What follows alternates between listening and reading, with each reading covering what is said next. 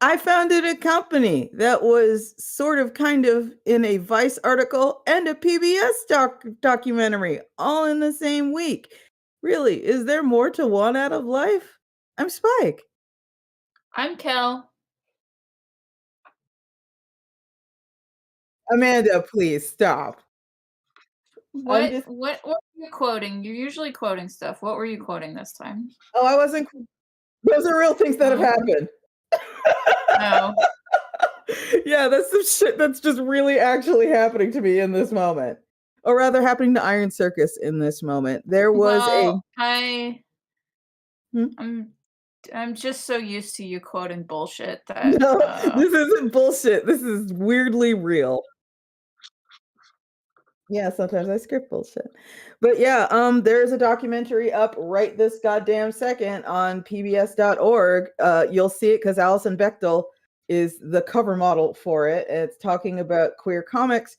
And for at least a second, there is a flash of Mel Gilman's As the Crow Flies in it.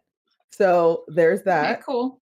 And then there was a Vice article that didn't mention anything we did by name, but Ryan Estrada, who is among our most diligently self oh or oh, Yeah, uh yeah. okay, one of our most diligently self-promoting creators, God I bless fixed it. his soul.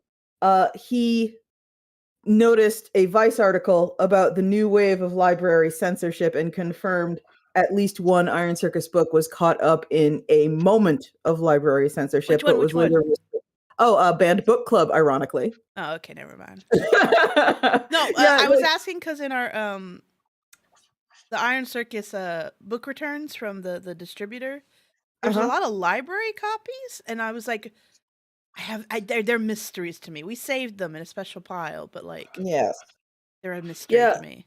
the return pile is rather the scratch and ding pile is always kind of an adventure. There are some that just have like the itsy bitsyest teeny weeniest little chip off the cover, and you're like, really? We're calling this damage? Okay.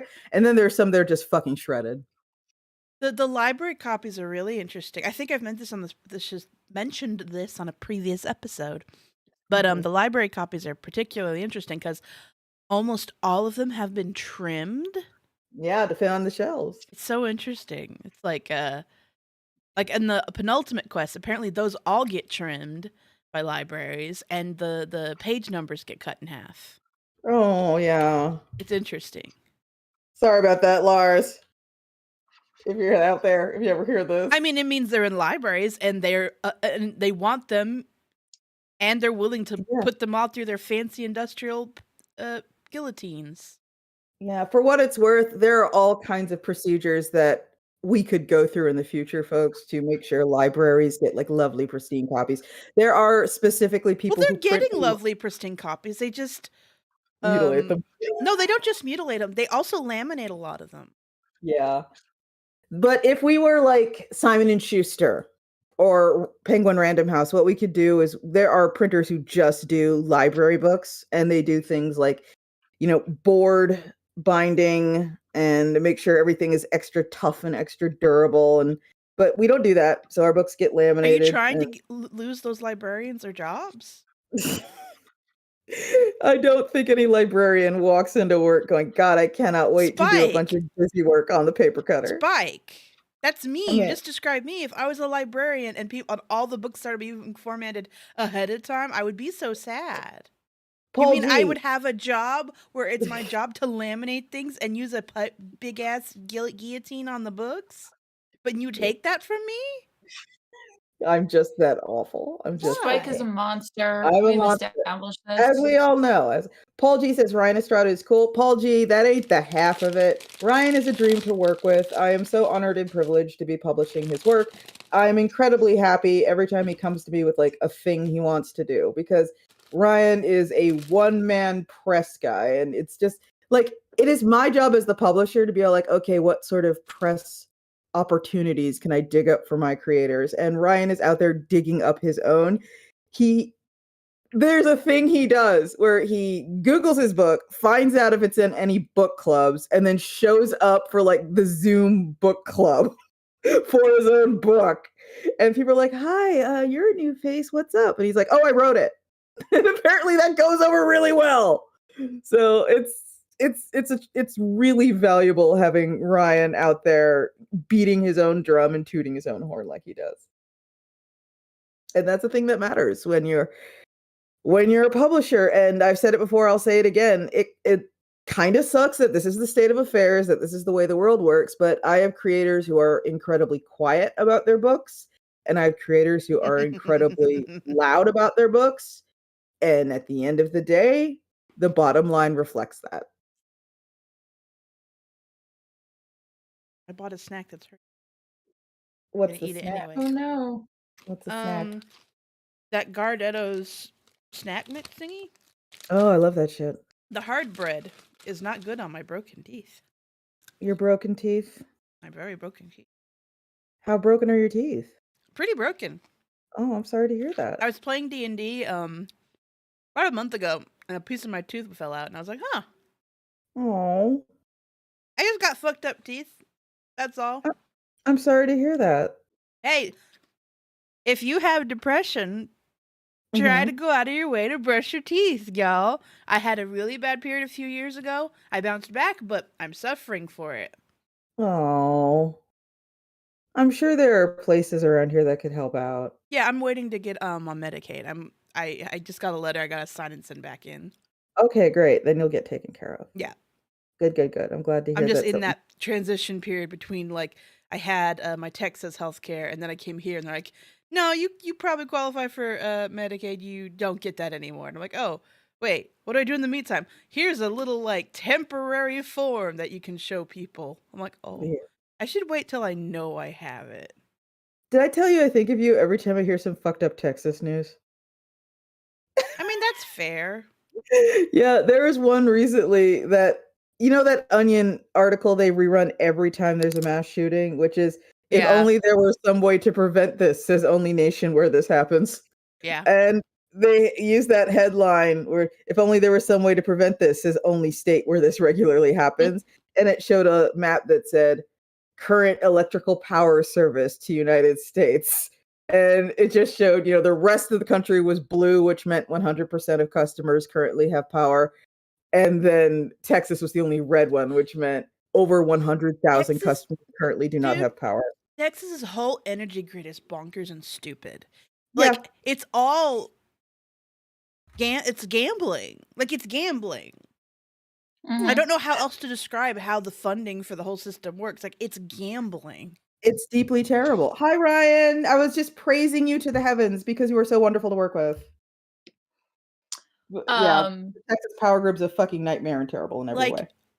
Look, growing up and learning exactly what happened with Enron was fucking wild. Because, like, when you're growing up as a kid, it's like, oh, this company just went under. Oh, there were some kind of scandals. But, like, what actually happened is fucking wild. Oh, yeah. For folks who don't have, people like, a basically, handle, like, trading stocks and gambling on nothing. Yeah. For folks who aren't familiar with Enron or what Enron did or anything like that, I don't know who made the documentary, but it should be pretty easy to Google, and it might be on YouTube. It's called Enron, The Smartest Guys in the Room. I listened to the audiobook version. Yeah, and it's real good. I want to say it's PBS, could be wrong, but it's real good. It's a great breakdown of what Enron was and what they did. And it's just one of those things that, like, El problema es capitalismo in the fucking biggest letters possible. It's insane. It's insane. But, like, the problem was, like, oh, anyone could have seen it coming a mile away. No. No, people could have. But people just listened to these people who knew nothing fake it, and, like, well, I'm sure they know what they're talking about. Yeah. And it was kind of almost a canary in the coal mine for, like, the current state of capitalism in the United States and globally, really, when you think about it, because now what people are describing is, like, entrepreneurship and opportunity are retreads and rehashes and inserting yourself as an unneeded and unasked for middleman. And that seems to be the spearhead behind every air quote innovation that we see. And it's become this sort of ridiculous inside joke where some tech bro will be tweeting, oh my God, I just had the most amazing brainwave. What if we disrupt the Uber by making a ride share with just vans and buses, so we could ride share like dozens of people at once, and they can share the cost. And someone says like, buses. You're thinking of public transit. Those are buses.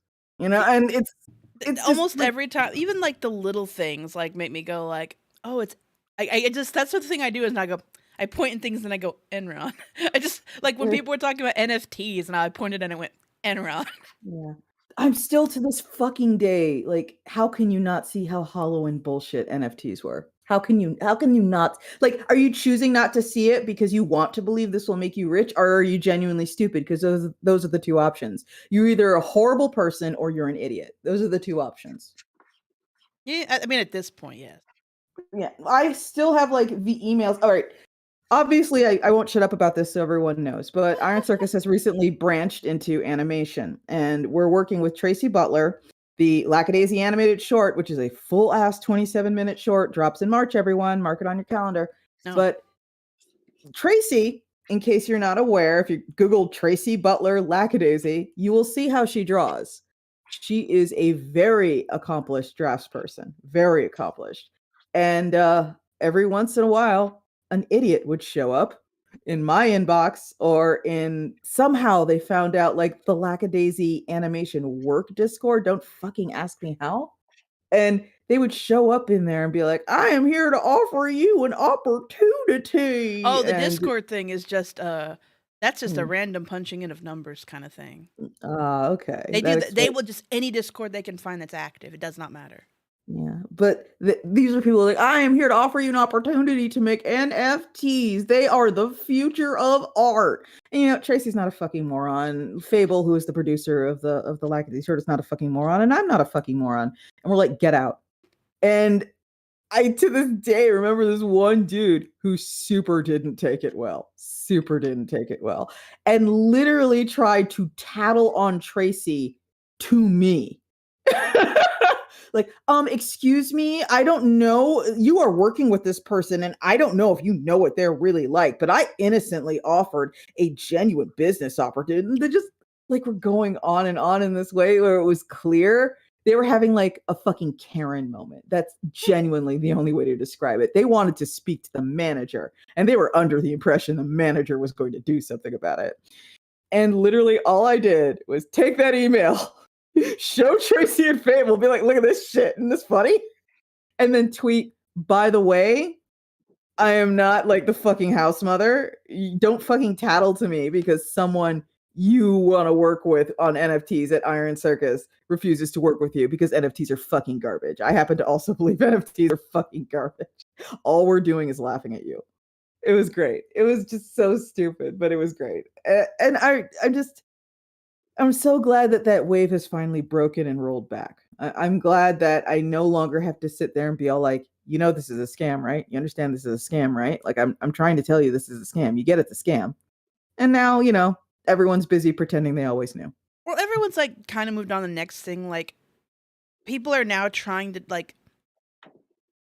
AI art. People are trying to like turn that into the next disruptor. But like it's.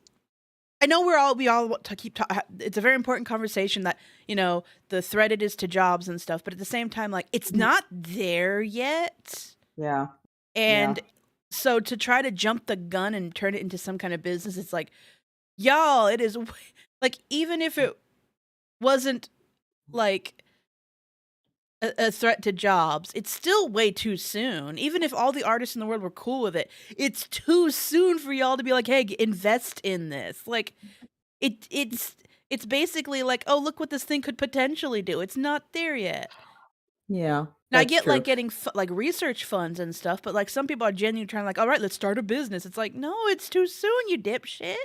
Yeah. Like I've been like people keep saying, oh, it's gonna replace artists. I'm like, yeah, it might replace, well, not even replace, but it might replace certain kinds of art. But I keep thinking like, I cannot imagine, like, not to say I'm an artist in demand or anything. Like I sit here and I've seen what it can do, and I'm like, it cannot fucking do what I can do. It just can't. No.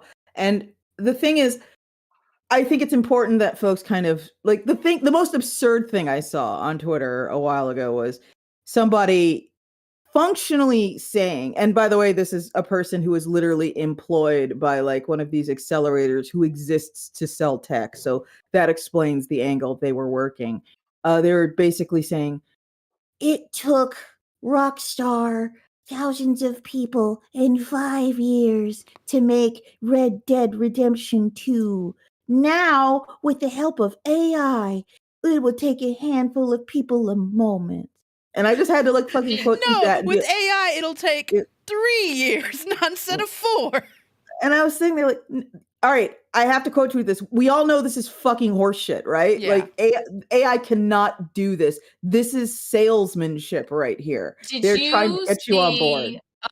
The thing on Netflix about the AI assisted backgrounds in a Spy Family thing? No. Basically they were trying to sell it at like, look at what AI did. And then a human artist just redid the whole fucking thing. Like yeah. Also, there is that interesting thing that's going on too, which I hope this is the future. I think it's the most sensible version of the future where, okay, even the people who make these bots. Oh, that's right. Daryl in the chat pointed out they tried using AI in the GTA Trilogy remaster.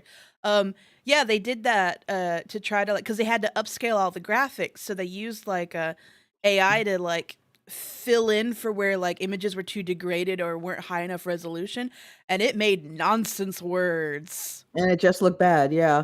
Here's the thing. If you're not really looking close, it's like, that looks fine. When you look at like, that's not English. That's not any language. Like, it just generates absolutely bizarre. And I think it also generated, it did that thing where, what's it called? It's a thing that they're currently trying to or rather, they need to train out of it, where it replicates the image it's trained on, and that's a big no-no. Because that means it's actually memorizing the images it's trained on, and that's going to be the biggest hurdle. Like, for example, someone's example was like, let's say like, okay, give me an example someone else did was, give me a mouse with red pants, and it just gives you Mickey Mouse. Yeah. Like, that's a problem. And it did that, I think, in the GTA one, where it like generated like a genuine restaurant that exists. Uh-huh. I think, if I'm remembering right. But anyway, yeah, no, it didn't. It's one of those things where I think it will always have to have a human hand correcting it. Yeah. It will never be able to just, even for like, because someone said it can probably hurt stock art. And but even still, it still needs like to be fixed, because it has no sense of any fundamentals. Maybe you could program that in, but I think you'd still need a human going, okay, this is the composition I need this to match. My brother's in my chat, and he's saying that the animated movie, which is called Dog and Boy, that the Spy X Family animation studio did with the AI backgrounds, credited it as AI plus human. So even though a human basically had to redo everything the AI did, they did not credit the person who fixed the backgrounds. A thing I was going to say before is, I hope this is the future of AI art. I genuinely do, because I think this is the only fair way to do it. Is if, like, for folks who weren't aware, like the Patent and Copyright Office recently rescinded a copyright they granted to AI work because they said it's not by a human, so therefore it cannot be copyrighted. Yep. And I love that approach, because a copyright is your assurance that your IP is protected by law. And the IP is protected by law for the primary reason of not credit, but profitability. And if a large company cannot be guaranteed a profit, an exclusive profit off of work they create from AI, they are not going to fucking use the AI in anything. So if you want to use AI to illustrate your D&D character, if you want to use AI to illustrate some concept art for your video game, for an internal document only you and the people funding you will see, if you want to use AI art to make your profile pic, cool, great, fine. But you cannot go out and make money on it. And I fucking love that. I love that. I hope that's how I hope that's how things progress. I hope that's how things go forward. Yeah. But yeah. And I have fucked around with AI art, obviously, and I am in the same camp as you, Amanda. It's people who are doom and glooming it. My two thoughts are, number one, I wonder if this is how artists felt when cameras became a thing. Oh, it is. Like, it was a big phenomenon. Like, people were, like, catastrophizing about it. And here's the thing.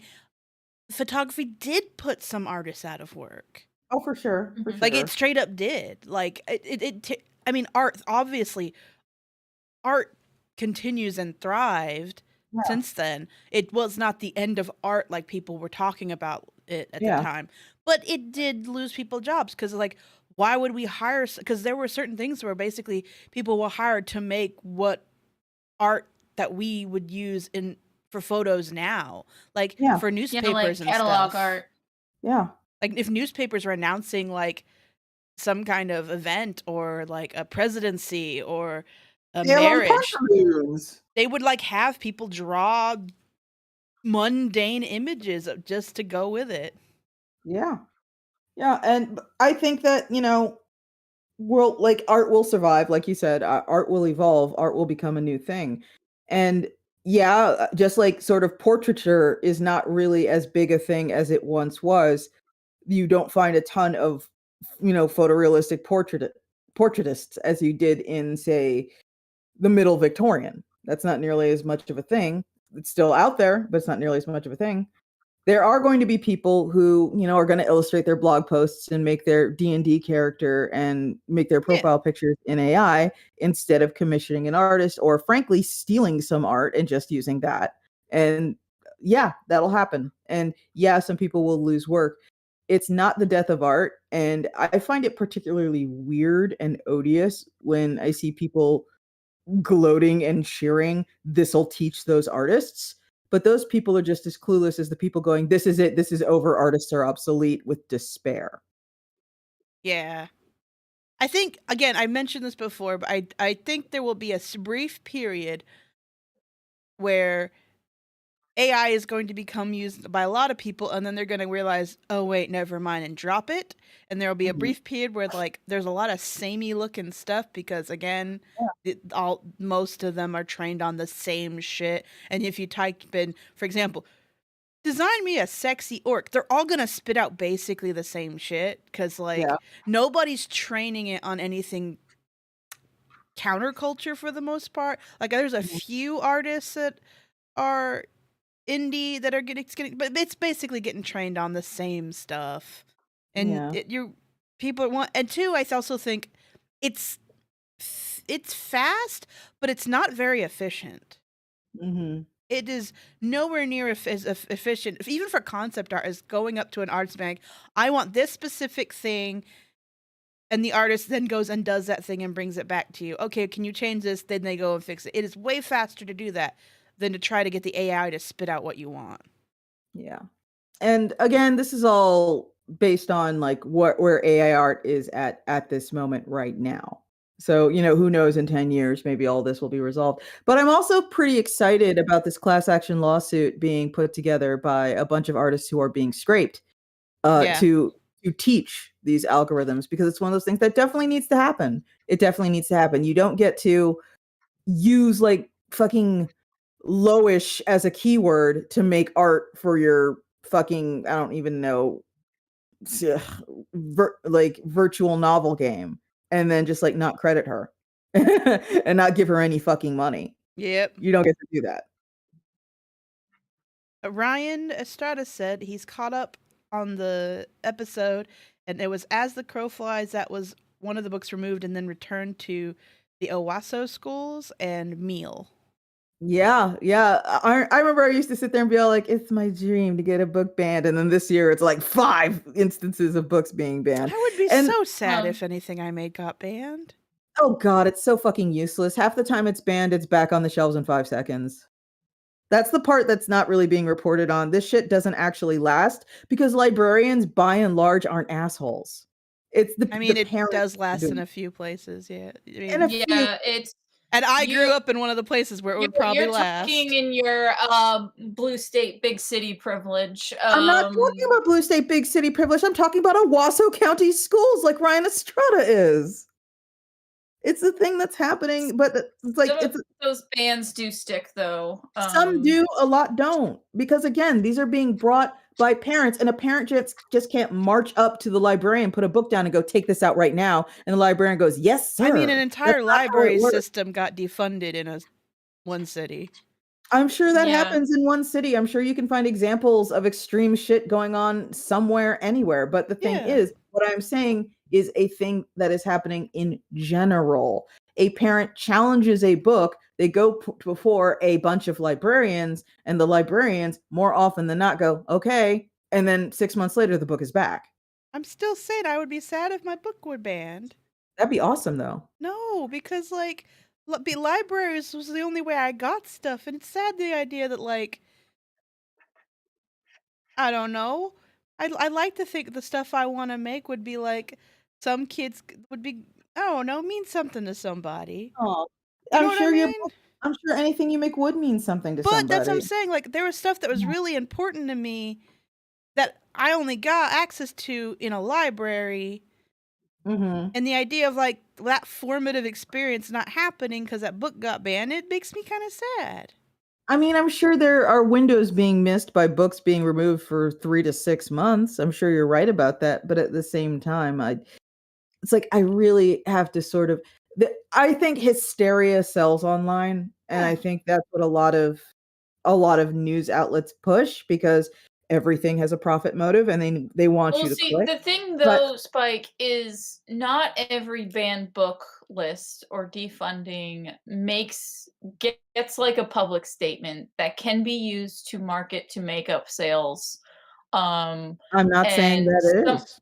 But like some of them like just quietly ban a book, and then because people don't even realize that it's banned, it continues to be banned. And then kids can't stumble upon it. I think it'd be really interesting to have a librarian on as a guest, because oh yeah, I'd love that. I think the process of getting a book banned is really opaque for a lot of people. And I'm not saying it's the same everywhere, but like I said, a parent doesn't just like grab a book off a shelf and throw it in the garbage and walk out the door, and everyone goes, oh, I'm well, just saying that, like, what you have to do is you have to go in front of the library board and present a case. I know this because one of the first books that attempted to be banned, an Iron Circus book that attempted to be banned, was Patience and Esther. And what happened is the person walked up with the book and went, this is incredibly inappropriate for children. And the librarians were like, was it in the children's section? And they're like, no, but it's a comic book. And the librarians went, it's a comic book for adults. Who cares whether it's appropriate for children or not? And then they just said, no, we're not banning it. But Spike, the thing is, I didn't disagree with anything you said. I just said it would make me sad. I'm sorry it would make you sad. It would make That's all I said. I didn't disagree with it. See, I'm too contrarian. It makes me kind of like happy. See, I'm not. Like, there's nothing I'm writing that I'm like, gosh, I hope this ruffles feathers. I hope, like, I don't want to do that. I want my stuff to, like, connect with people. I just want it to, well, not even the children, but adults too. I make stuff for adults. I just want it to connect with people. 10 years from now, you want someone coming up to you at a con going, oh my God, did you make Starry Night? That was my favorite book as a kid. No. I don't care about that. Well, no, you don't care? No, I care about it happening. I don't care if I like get confirmation. I don't know. I don't care about it getting confirmation that it happened. Oh, but confirmation's nice and good. It is nice and good, but like, I like the idea that my stuff gets a chance. That's all I'm asking for. The Daily did an episode on it. It's very good. May I send it to you? Jose, are you talking about book banning? I'm not sure if that was even directed at us, but I'm happy to wait and see. But I'm pretty sure it was. Yeah, but I think when I get people like who come up to me at cons like, oh my God, I read your webcomic in middle school or something. My first thought is cool. And then my second thought is, wow, you really shouldn't have. Why not? Templar has stuff in it. Yeah, lots of stuff has stuff in it that they were going to read anyway. I don't like the idea of some like 10-year-old reading Templar. That's not who Templar is. Okay, what grade are 10-year-olds in Spike? That's a good question. I know, like, because it's not what you said. Yeah, 10-year-olds are not in middle school. Grade school, whatever. I don't want a small child. Yeah. Oh, Jose, yes, please send that. I would love to see that. I'm assuming by The Daily you mean The Daily Show. I'm always down for The Daily Show. Although I have to say I prefer Last Week Tonight, and I will always prefer Last Week Tonight. I'm like every American, easily swayed by an English accent. Not me. Not anymore. I've been cured. Amanda's immune to that. I developed an immunity. I got vaccinated. Now you have a terrible allergic reaction. You break out knives. I mean, yes, there was a period of time where friends were recommending me Yogscast. I'm like, I can't. I'm in a recovery period. I won't listen to these people. I'm so sorry. I'm going to be briefly racist. Goodbye. Briefly racist. Spike, I prefer some more news. Mm-hmm. They're good. I like some more news. Oh, that's the title of something. I'm like, you're like, I prefer some more news, and I'm like, oh, okay. Well, God, let me think. It's like, some more news is the title of the show. That's what I just said that. I realized it dawned upon me. Oh, okay. But yeah, I'm always happy to listen. Like The Daily is a New York Times podcast. Oh, okay. Oh yes, please, yes, send me that. I'm always looking for more podcasts. The podcast list I have is constantly growing because it's like the perfect entertainment for someone who draws. Yeah. So you can just put on the podcast. There's nothing to look at, and you can just have someone sit there and tell you all about. Okay, so this guy, he was kind of a hoe, and then he left his baby in the car, and you can just like listen to that for hours and hours and hours, and like, yay. I mean, I couldn't listen to that one for hours. Oh, that's a good one. No. Oh, that's a good one. That's a good one. No, I don't. Maybe it's the ones I listened to, but they played the descriptions of what the kid went through way too much, and I got sick. Oh, I'll bet. Yeah, if you're sensitive to that kind of thing, maybe not. But oh my God, that one. I get why they did it, but it was just like, oh, y'all are going. I get that you're trying to make the audience feel a thing, but I'm gonna barf. Yeah, I'm going to barf. For folks who don't know, keep the details light. I will keep the details light. I think it is a podcast by the Atlanta Journal-Constitution. Let's see if I'm right. They also did the same Atlanta Journal. What a name. Constitution podcast. I think it's called Breakdown is the name of the podcast series. And every season they do a crime or an event. And they just do that thing where they cover it in incredibly granular detail. They go into all the teeny tiny things that an hour-long TV special cannot do. And there have been multiple seasons. And my personal favorite, if I can just find all the breakdown seasons. Oh wow, there's so many. There's so many. I had no idea. Let's see. Season 9. Holy shit, there's so many. Oh yes, okay.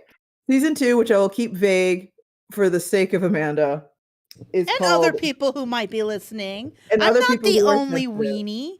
No, you're not a weenie. I am you a just weenie. Have a soul, unlike me. So I am a weenie. Why are you taking that from me?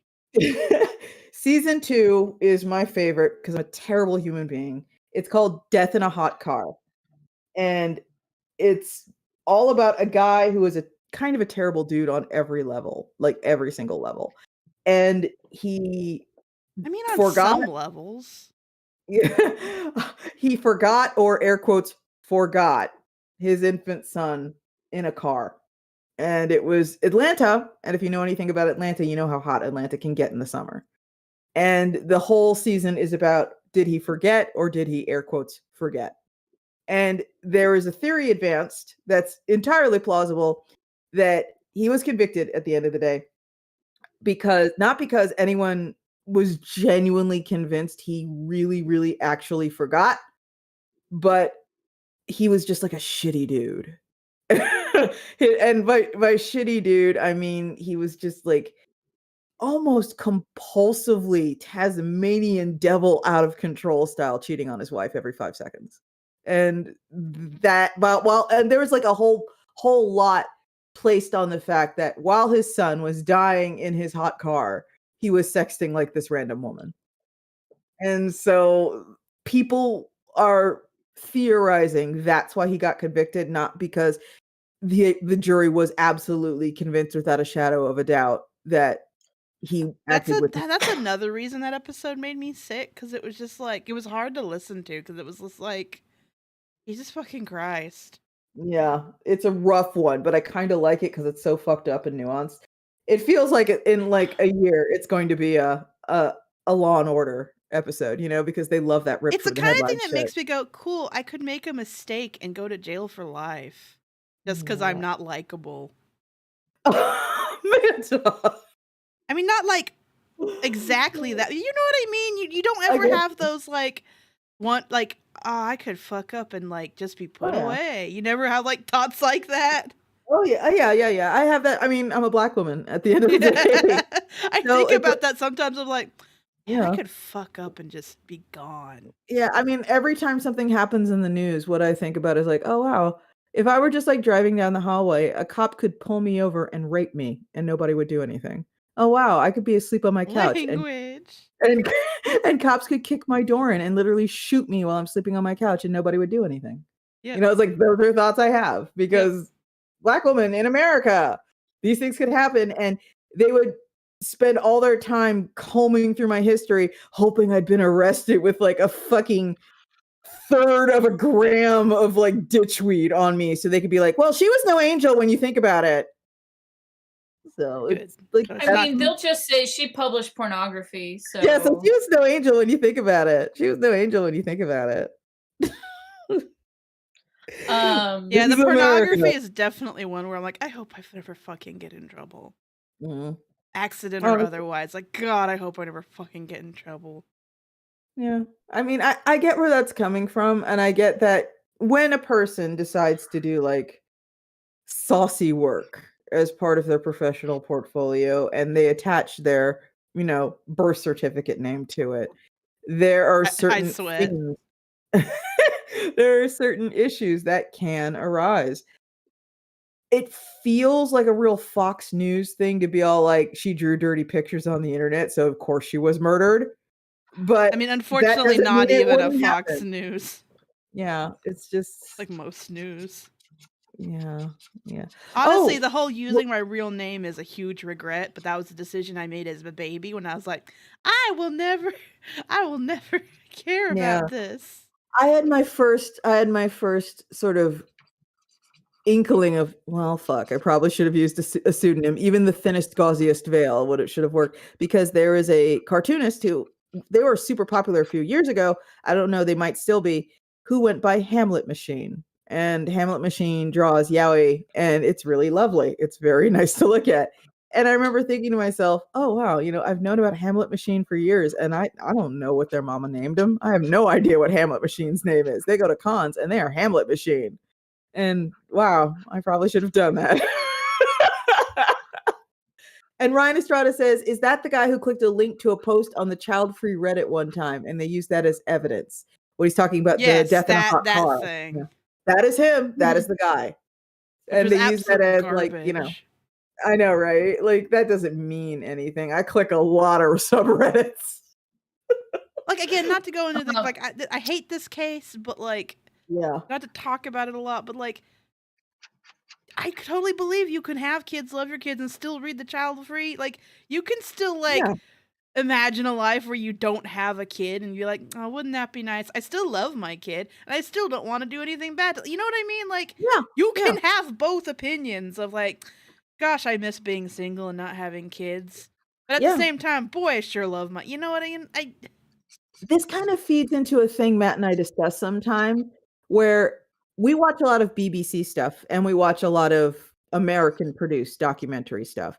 And there is a distinct difference between the way parents act in British documentaries and the way parents act in American documentaries, which has been really informative of like the expectation of parenthood in both countries.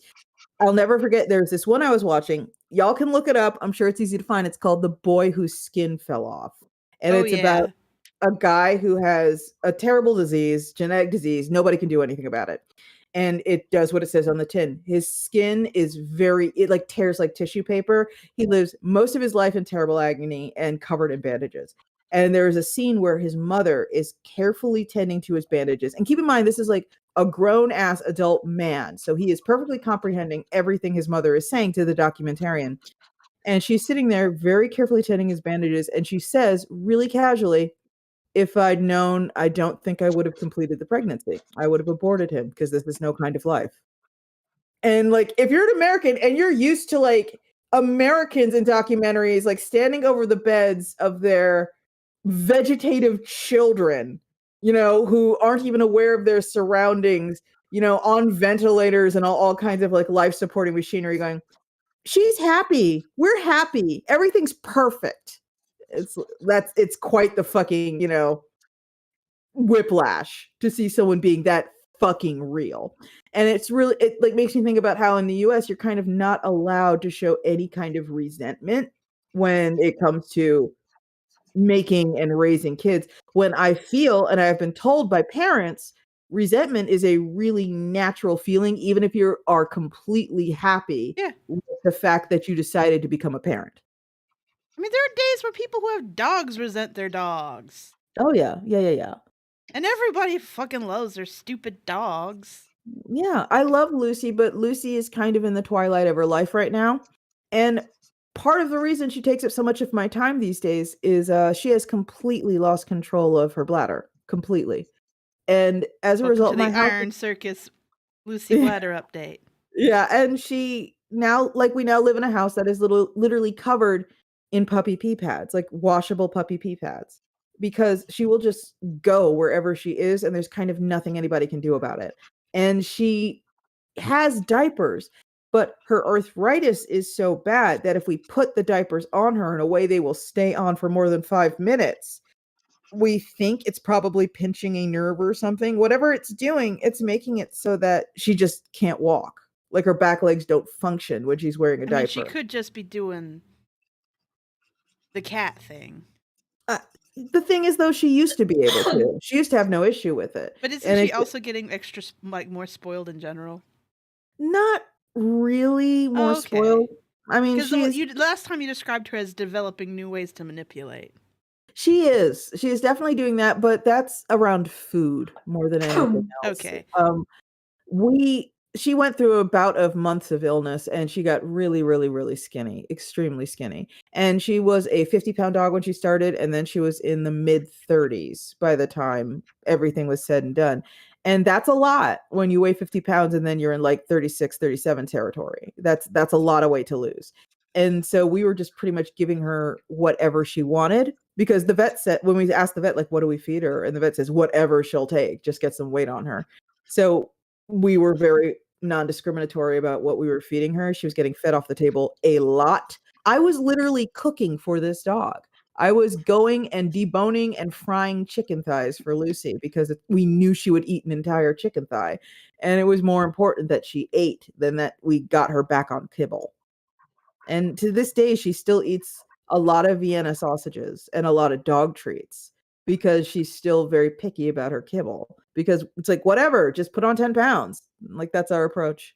And it's like, I didn't really get into it, but we were having like the vet was saying stuff like, it might be time to make tough decisions. You know, when we were talking to the vet about Lucy, it's like, that's what the vet was saying. And so there was a decent chance she was not going to recover from this downward slide. And she did. And she's walking around, she's pissing everywhere right now. But it's okay. It's okay that she pisses everywhere because we can handle that. You know, she's still around and she's still Lucy and we love her. So that's fine. When you get a dog, you sign up, you know, for this phase of their life, whatever that may be, whatever may come.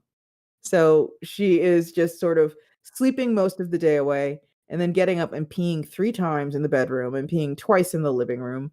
And if we're lucky, it's all on the pee pads so we can just wash them. And if we're not lucky, we just sop it up and use the very nicely named urine destroyer to spray the area and wipe it up. And we're glad we don't have carpet. We just have hardwood floor. And, you know, Lucy walks around and she does her patrols. She checks out the kitchen and she stares at us for 3 minutes straight. And then she goes into my office and stares at me for 3 minutes straight.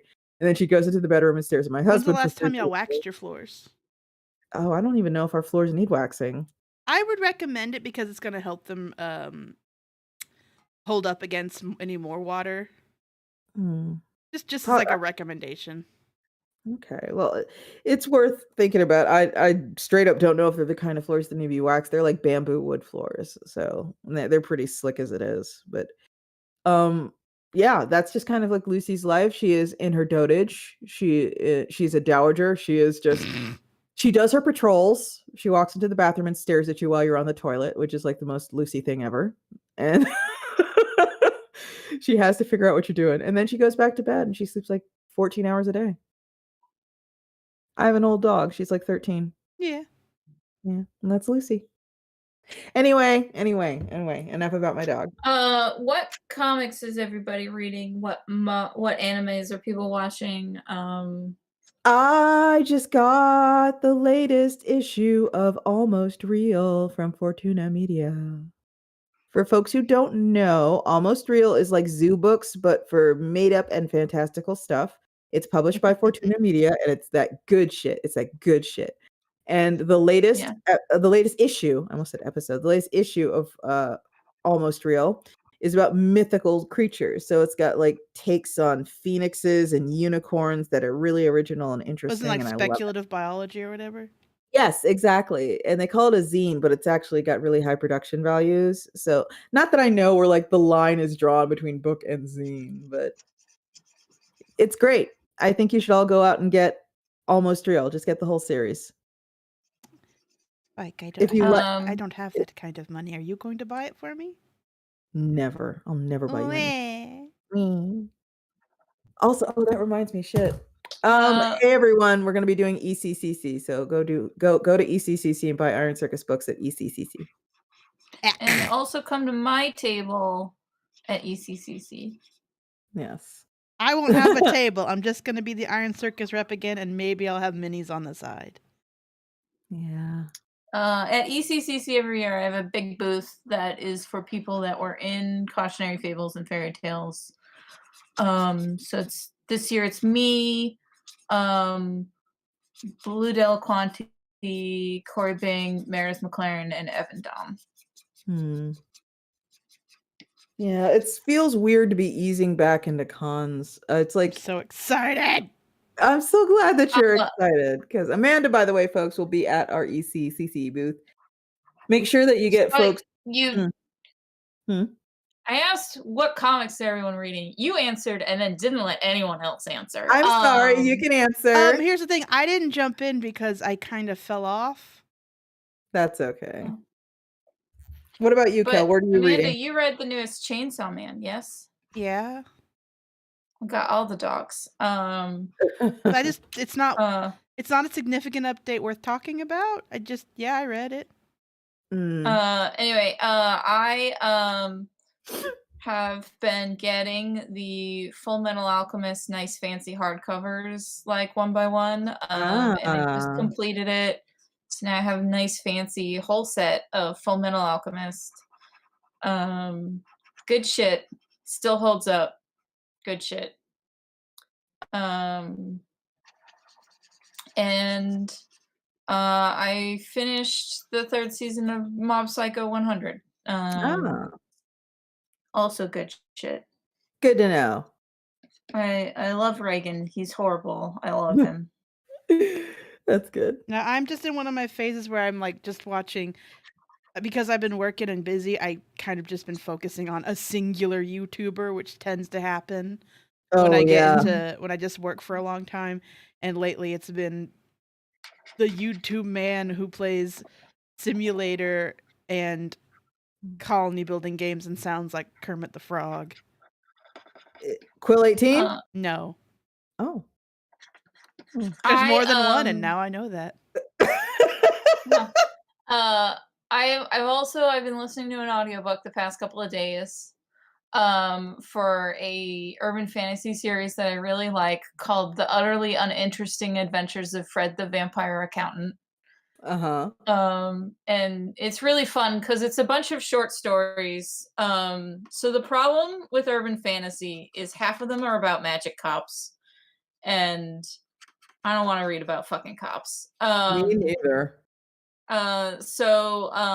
When someone's like, all right, here's an urban fantasy series that is about a vampire, basically this guy becomes a vampire, but he's really boring, and he's like, I don't want to do any of the stereotypical vampire stuff. I just want to continue my job as an accountant.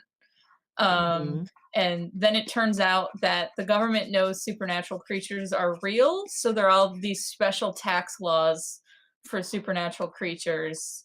If you're a werewolf, is buying a cage or putting bars in your basement, like that, can you write that off on your taxes as like a health expense? And different little dumb things like that.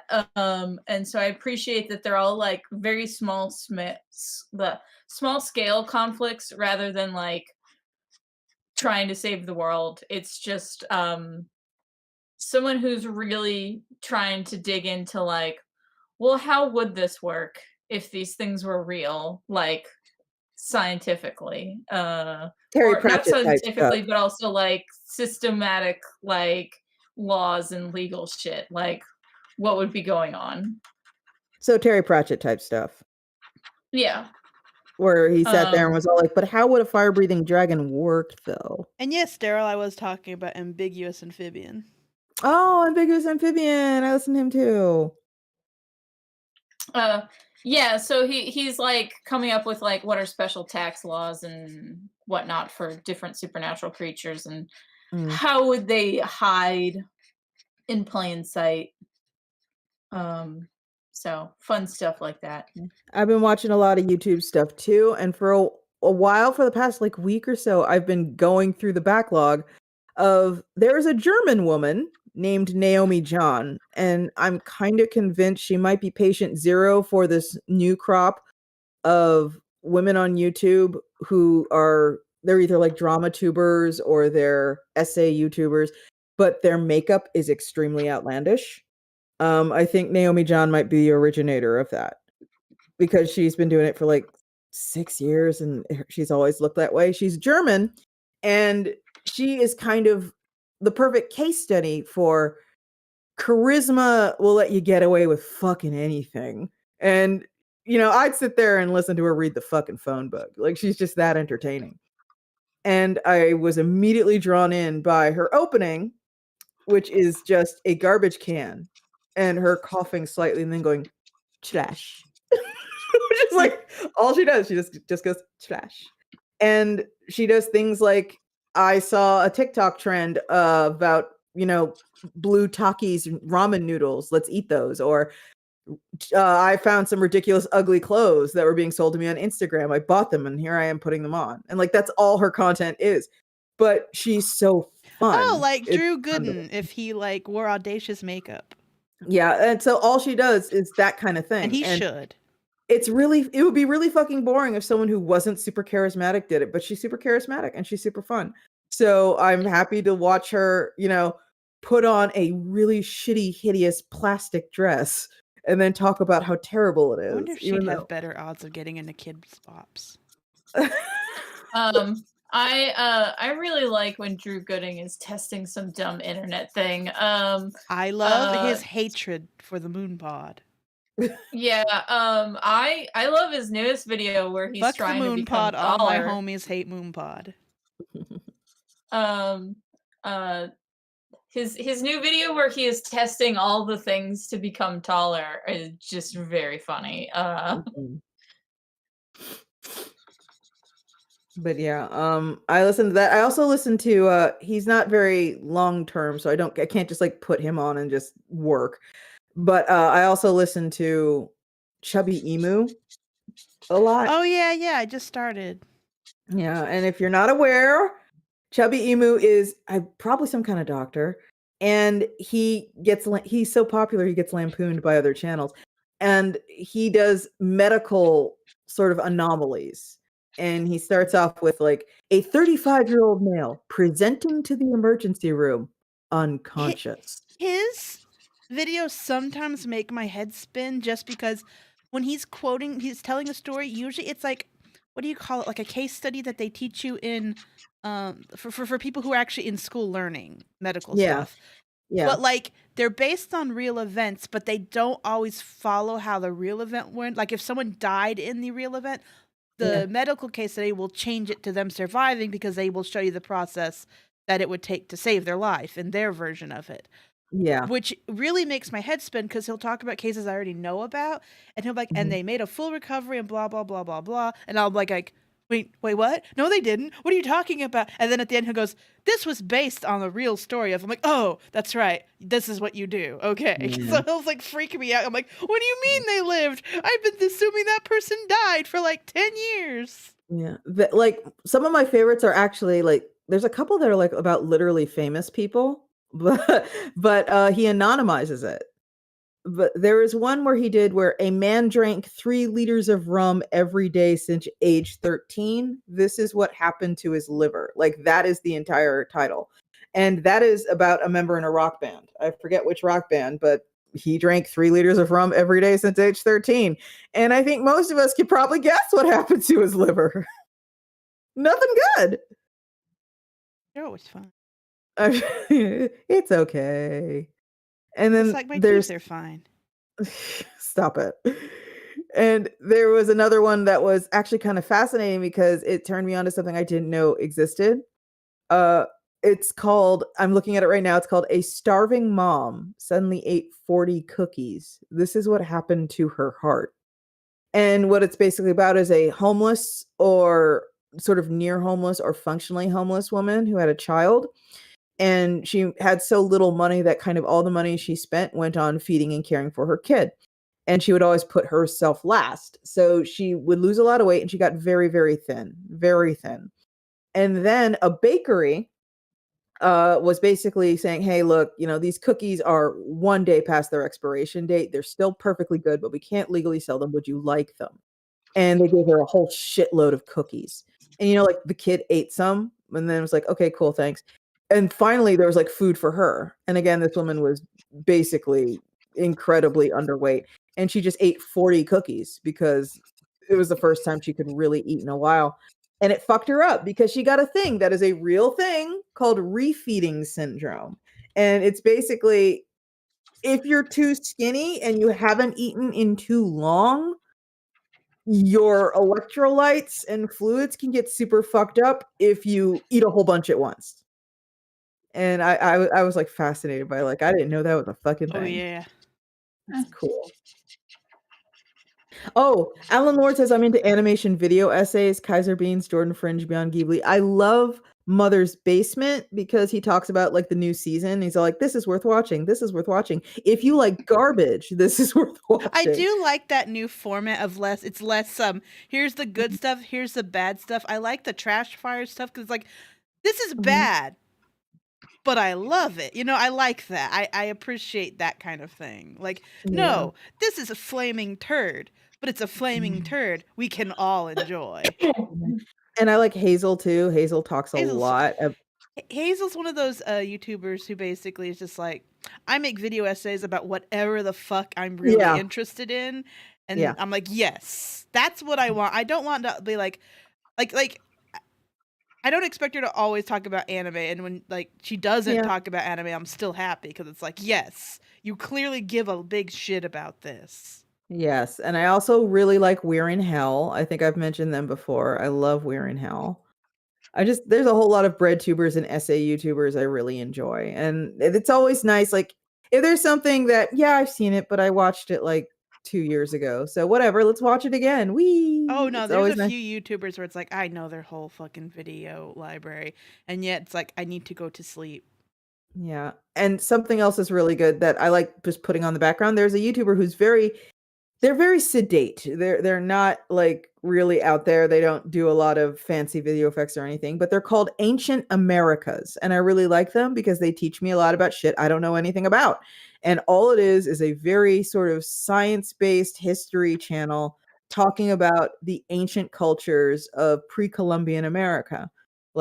Here's a 27-minute essay on the rise of the Maya. Shit like that. I'm like, yeah, shit, yeah. Here's a 45 epee on the Mississippian metropolis city of Cahokia. Okay, cool, great. I don't know anything about that. Here are the Nazca. Oh yes, fuck yeah. Tell me about the Nazca. You know, like I like that shit. I love that shit. Like teach me about that.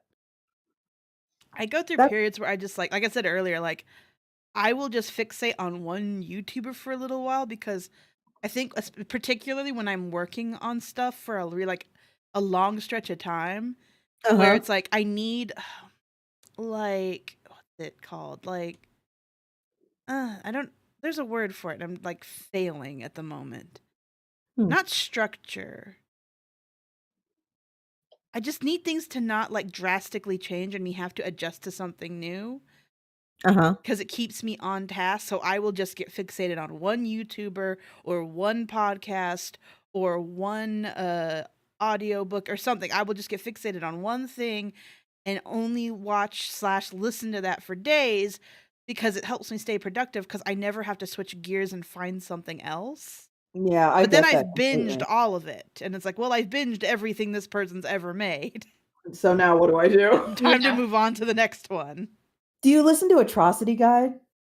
Sometimes. For folks who don't know, Atrocity Guide is really, really good. It is just video essays about weird shit that's going on. And my personal favorite, well, I have a lot of favorites. Fuck, it's actually really rough to pick a favorite Atrocity Guide because they're all so good. But the ones I would recommend is there's something called The Strange World of Breatharianism, because there are people in the world who, number one, most of them are fucking hucksters. That's important. But secondly, there are people in the world, because of these hucksters, who genuinely fucking believe that eating food is optional. And if you don't want to eat food to survive, you do not have to. You just have to go outside and sit in the sun for a couple hours. Get some sunshine on your taint. And shine on your taint. This is real. There are people who fucking believe this, and it's because of certain breatharian fucking cult leaders and hucksters, that's the only way to put it, who have convinced these people this is a real thing. And then there's a thing that Atrocity Guy did that when I saw it, I got fucking just nostalgia whiplash the hardest I possibly could, because this was a thing back when like I was on baby internet called Bob's Game. There was a guy who was super determined to get Nintendo's attention so that he could release his game on Nintendo systems. And he would do these kind of ridiculous publicity stunts trying to get people to care about his game, which was called Bob's Game. And back in the day, that was before we realized how fucked up people could actually be. Everyone thought this was some sort of elaborate joke. Like, no, he doesn't really think that'll work. He's doing this for some secret reason we'll find out about in a couple years or a couple hours or something. He's gonna like whip the cover off and be like, haha, you guys all believe me, suckers. Anyway, thank you for participating in my performance art piece. And we were like all waiting for that moment, and that moment never came. Because no, he really was this kind of like fucking office rocker. He really thought this is how you got Nintendo's fucking developer kit, that you just threw these weird tantrums on the internet. Anyway, there's also It's Embarrassing to Die, the Immortalist story. Just like there are people who think you don't have to eat, there are people who think you don't have to die. That's really bizarre. I really enjoyed it. And there's one called The Animators Who Spent 40 Years on a Single Film. Those are all really good. They're all on Atrocity Guide, and I strongly recommend them. You should go watch them. They're great.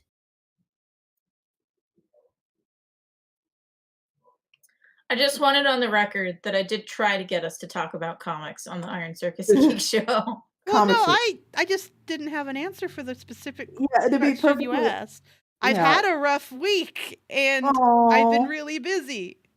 Yeah. It's not been a good consumption of media time for me.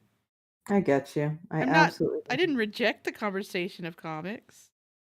If you had, like, you could bring up another topic that's comic adjacent. Yeah. Yeah. What do you want to talk about, Kel? We are open to anything. I just wanted to keep us talking about comics because we so frequently don't talk about comics. Yeah, and I'm down to talk about comics. I truthfully answered your comics related question. I didn't dodge it. What are people's feelings and vibes on hourly comics? I did some.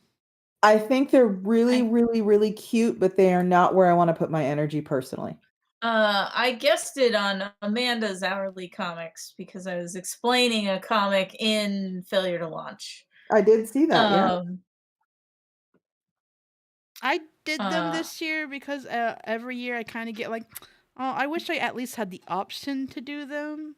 Because it's just never been the case. And this year I said, no, fuck it. I'm going to finally do it because I have the time and the ability. Yeah. Which was weird because I also drew like 2 other comic pages. And I said, at the same time, I drew 2 other comic pages. I did a bunch of sketches. I started another comic page for a different project. I did sketches and I did art, like some art for you. Like, holy shit, I drew a lot during Hourly Comics Day. Yeah. And I still did Hourly Comics Days. Like, I don't it's weird how, like, sometimes, like, I can barely get, like, a page done. And there are other days where it's like, I did everything today. I was so good, yeah. Like, I don't, it's like, where did that come from? Yeah. Yeah. I usually just don't have time to do Hourly Comics. I do like to read other people's. Same. I guest starred in Amanda's, and in Mel Gilman's, and in Kat Ferris's Hourly Comics. Kat Ferris's was a surprise because I did not talk to Kat Ferris during Hourly Comics, but she drew me because she wanted to convey some advice that I gave her on New Year's Eve. Basically, she's been insecure about writing her own graphic novel. Like, she's drawn several that are written by other people, but doesn't have strong confidence on herself as a writer. And I told her, listen, there's this really bad comic called Clown Fatale. And Dark Horse published that. That's a comic that exists. Nothing you do will be as bad as this comic. Like, I feel like Kat would have to try to be as bad as this comic is. And so apparently she has been repeating that to herself whenever she is feeling down about her writing. That's pretty cool. I do think Hourly Comics is neat because it's for the same reason I'm doing that Peggy and Polly comic. It is a nice experiment to make yourself draw fast and just be okay with whatever you make. Yeah. Because one, it's nice to just produce something really quickly. But 2, it's like you do kind of learn tricks as you go. Yep. And interesting shorthand. Like, it is a fun experiment, and it does, like, I think, improve your draftsmanship. It does. To give yourself little challenges like that. So I do think there is definitely like, for example, my Hourly Comics were not that interesting because I really didn't do anything all day. I just worked and ate food and slept. That's all I did, really. But there are certain panels that are like, that's actually pretty good for how fast I drew that. Like, I gave it no attention at all. And you could actually see, like, my hand steadying across each panel. Because I was freehanding the whole thing. Like, there's no even sketches for it. But I was like, it was nice. It was nice to, like... to just do something quickly. Yeah, like, it was nice. And that's, like, same with, like, Peggy and Polly comic, where, like, I'm drawing it basically as fast as I can without it looking hideous. Yeah. And I'm at that point where there are certain pages that, even though, like, I inked it in 30 minutes, I looked at them and I was like, this is not that different than an early Love Me Nice page that I spent 2 days on. Yeah, that is exactly what, like, Ordinary is for me, because Ordinary is just a comic that I've decided it's okay to not care about. That's how I'm putting it to myself. It's okay to not care about. It's okay to just put together a stupid page, not worry too much about how good it looks, and just get the idea out there into the wild. So instead of sitting there and chuckling to myself about what precious little fucking deers my characters are in my head and then just not doing anything about it, just, fart out a comic, put it out there, let people enjoy it, done, good, don't worry about it. There's also something to be said about, even though I could argue, like, Peggy and Polly, and even, like, your comic Ordinary, even though I could argue, yes, it is not artistically as good as the stuff I put a lot of time into it. But now that I can actually look at it and go, I still think it's good art. Yeah. I mean, I don't think Ordinary looks like shit. I don't think it's the best I can do at all, but it's good enough. It's sufficient. You know what I mean? It's nice to know you can make good art without killing yourself. Yeah. Like you can just fart something out and put it out there and people will like it. And I mean, obviously I'm not a mind reader, but I think in a lot of ways, the differences that like you would see between a page of Peggy and Polly and something you spent 2 days on, maybe a lot of other people wouldn't even be able to perceive that. Well, I think it's also that like there are times when you really need to decide like what needs time. Like there are some comic pages like, no, if I do not give this a lot of time, it will just not communicate what it needs to communicate. Yeah, it's and not. There are other times job. when you just have to accept like, no, what you need to communicate can be communicated without breaking your hand. It really can. Mm-hmm. You need to learn like shorthands and little tricks. Because you don't like there is no job that's worth injuring yourself over, and that even applies to art. Oh, absolutely. Yeah. Yeah. I mean, I'm not into the suffering artist thing anymore. yeah, Like, no, that was dumb. I think the story of what's his face, the guy who is the godfather of manga, what's his name? Shit. Tezuka. I think his story should never, ever, ever be told without noting. By the way, he died of overwork, like really young. Just FYI. You know, it's like, yeah, he got out this many comic pages a day, this many comic pages a week. Yeah, he did all those comics pages. He died like decades before his time because of it. Yeah, he was in like his early 50s, I believe. Yeah, decades before his time. And that's due in large part to massive, massive overwork. And also like the guy who made Yu Yu Hakusho has fucked up his back forever. Like, oh yeah, it's never getting better. Like, what happened? Tell me about that. The comic that he does now is called Hunter x Hunter, and it is as good as it is also famous for its long hiatuses. Its long hiatuses are because he very frequently cannot sit. Oh. He fucked up his back enough that he needed like assistance going to the bathroom. Oh no. Yeah, and like it's never gonna get better. Like he has said like the doctors have told him, no, you did permanent damage. So like while it flares up now and then and is worse, which is why he sometimes needs help going to the bathroom, it's permanent. Like he's always gonna have a fucked up back. Like yeah. I mean, and we complain about, oh my god, my hand hurts sometimes. But yeah. Well, no, I don't. I mean, I have other problems, not my hand. Yeah, I got a standing desk for a reason. Some things were happening to my butt and back. Some things were happening to my butt. I'm just saying, my butt muscle seized up one day when I was doing. Which was it? It was when I was doing coloring for a publisher. It was during that one like the last year holiday crunch.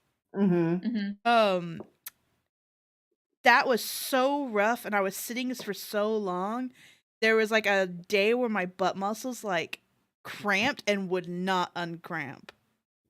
It was a rough fucking day, and that was just for coloring a comic. Like, what was I doing? Like 10 pages a day? No more, technically. There was like one week where it was like almost 15 a day. That was rough. Wow, that is a lot.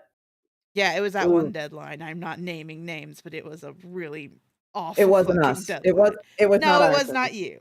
Yeah, okay. Here's the thing. I'm the type of personality where if it was you, I wouldn't be talking about it right now. Not in front of you. Yeah. And in fact, every time that project came up, you would be getting passive-aggressive comments. Oh. I'm just saying that's the personality I am. I would never be direct. Ryan Estrada said, Hourly Comics Day was invented in my house, and I only did it once. I'm a bum. Yeah. I remember when that was invented, and I remember when, like the first round of it. And that was interesting, especially in retrospect. And that is where that conversation will end.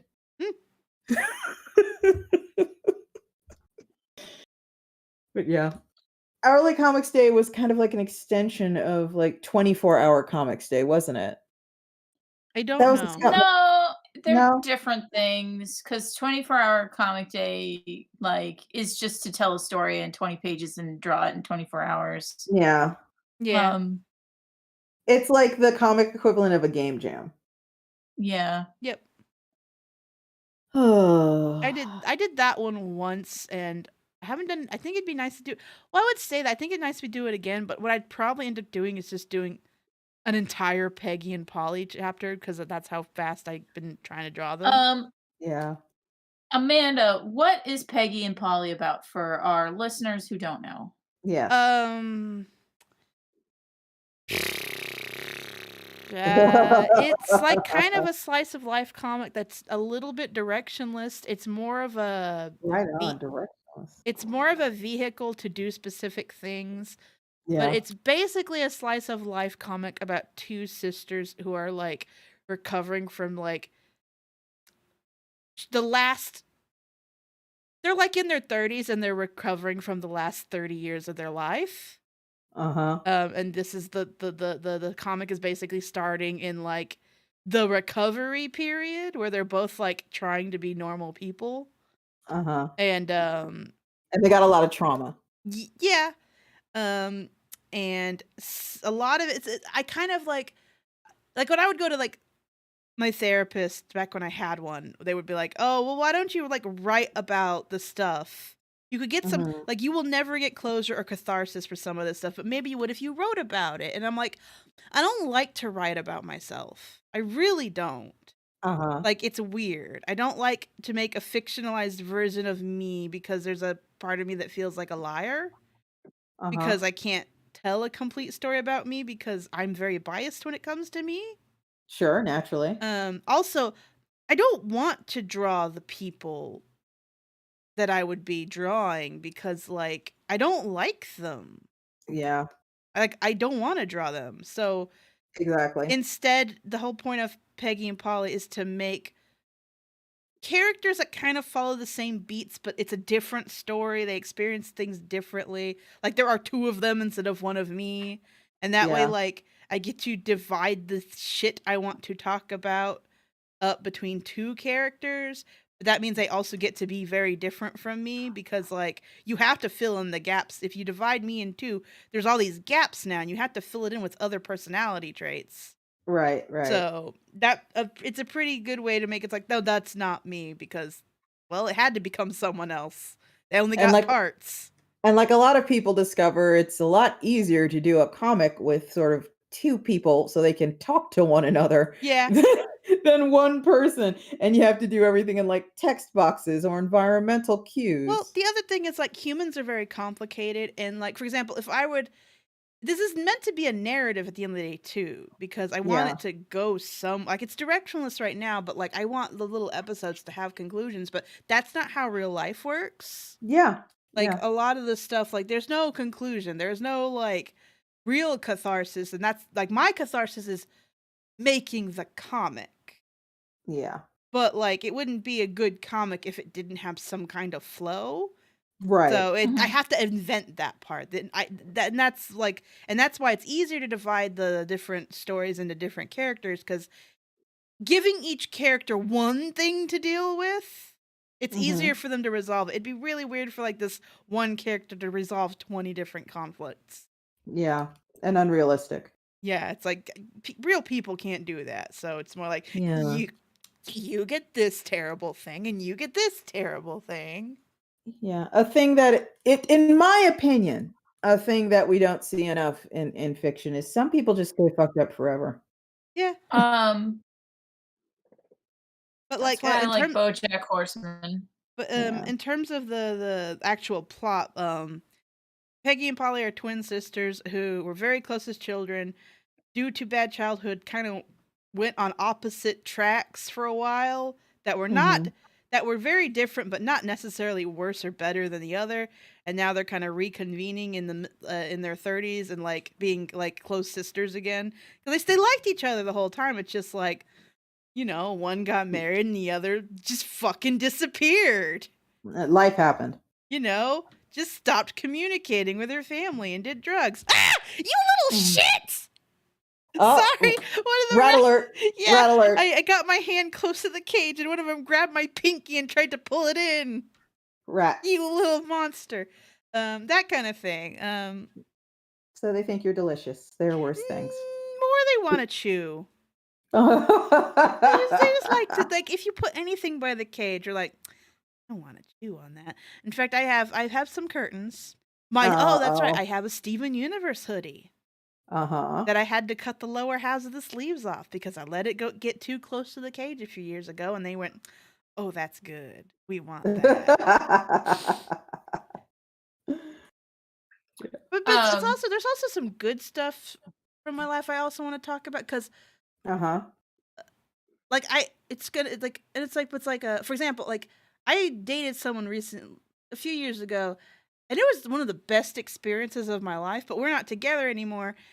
And I don't want to write about somebody without their permission. Yeah. Even though it would be a good story, I think it's a really good story. And it was one of those, even though we're not together anymore, it's like, I have renewed faith in humanity kind of things. People can be good, actually. Like, that was great. And I want to write about that.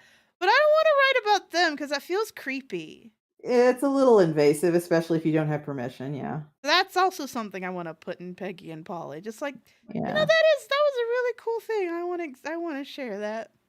Yeah. Things like that. I'm really glad. Everybody, by the way, you should get a co-host. Everybody go get a co-host. Just go to cohost.org and register a co-host. It's really, really good social media. There is no infinite scrolling. There are no follower counts. There's none of that shit. It's great. I thought it's awesome. Infinite scrolling. Oh, when I saw it last, when I saw it last, it was. Thought it had to load. Okay. But yeah, it's just really good social media, and it's not. This is the important thing, everyone. I'm gonna fucking scream about this till my face turns blue. It's not advertiser supported, and therefore it is not beholden to economics or capitalism. So there is no incentive to make your experience on the site worse for profit. Okay, and that's why co-host is good. So you should go get a co-host. I like it, though. I've been kind of missing Pillow Fort's posting stuff now that I'm trying to post comics. I'm like, but I don't want to switch because I started. Yeah, I have both a Pillow Fort and a co-host. Can't do both. Yeah, I put my fantasy comic on Pillow Fort, and I put Ordinary. Well, I guess Ordinary is a fantasy comic too. I put my comic about monsters on co-host, and I put my comic about Keebler elves on Pillow Fort. What are you saying, Kel? I am technically on both. I'm just not checking either. That's my assistant's job. And apparently people have been liking it because my follower count is up across the board on every social media, even Twitter, which is hemorrhaging users. Fantastic. So that's the thing with Twitter is your follower count will usually go up if there's like something goes viral. Well, not just that, but if there's if you're always posting something. Yeah. But that's the challenge, to be always posting something. Like I did a lot of. Yeah. That's where the assistant comes in. Is they're just posting whatever. Because of hourly comics coinciding with me doing my Peggy and Polly thing, and sharing so much. Like my follower count on Twitter jumped, and I was just quietly like, "Oh, y'all, don't get used to this." Yeah. This is like I don't share art here anymore. This is just this was just a very heavy week for me sharing things. Do not expect more of this, not here. Yeah. Yeah. My Twitter follower count has hovered around 70K for like 2 years. I definitely throttle my own ability to organically grow because I am very, very generous with my blocks. And I literally block like 500 people a day. So it's fairly easy for me to do that. And as a result, I'm sure I have throttled my ability to grow organically, but quite frankly, it has never been my mission to appeal to everyone. And also, 70K is... Yeah, I was about to say, like, I think you're pretty good. Yeah, 70K is fucking plenty. 70K is plenty. It hasn't steered me wrong yet. So I have a lot of experiences. Like when Elon Musk bought Twitter initially, and there's that first wave of people piecing out, that I lost like 300 followers, but then I've been slowly gaining them back over the course of the last, few months. So, but yeah, I'm not going anywhere. I'm staying on Twitter. I'm riding this rocket Doctor Strangelove. I'm riding this bomb Doctor Strangelove style all the way down with my cowboy hat in hand. Because, like, quite frankly, if you had an issue with Twitter being run by a fucking moron, why'd you ever register an account? I mean, it's like because that's what everyone was doing. I don't think it's wrong to have a breaking point where you're like, you know what? I already was having a bad time, and this is the final straw. A moron too far. Yeah, I mean, it's less that people are like, oh no, I was having a great time until this. I think it's more that Twitter's always had problems. It's like, okay, I can, whatever, it's fine. And this then it's is like, one too many problems. Yeah, that's been more the vibe I've been getting. Not, it was great, and now it's ruined. More just like, okay, fine, I get it, I'm going, bye. Yeah, that man is never. You don't have to tell me 50 times. That man is never getting his 44 billion back, ever. Yay! Yay! Suffer. Away! I'm so glad. Perish. He doesn't care if he gets it back. He only cares that he has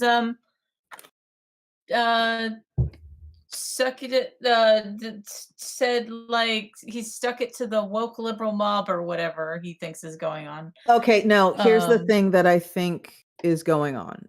And it's one of those things where I feel like, how can I be the only one seeing this? I know I'm not the only one seeing this. I just think it's incredibly obvious. The same way hysteria and despair travels faster online than good news and being reasonable does. The same way lies travel faster than complicated truths.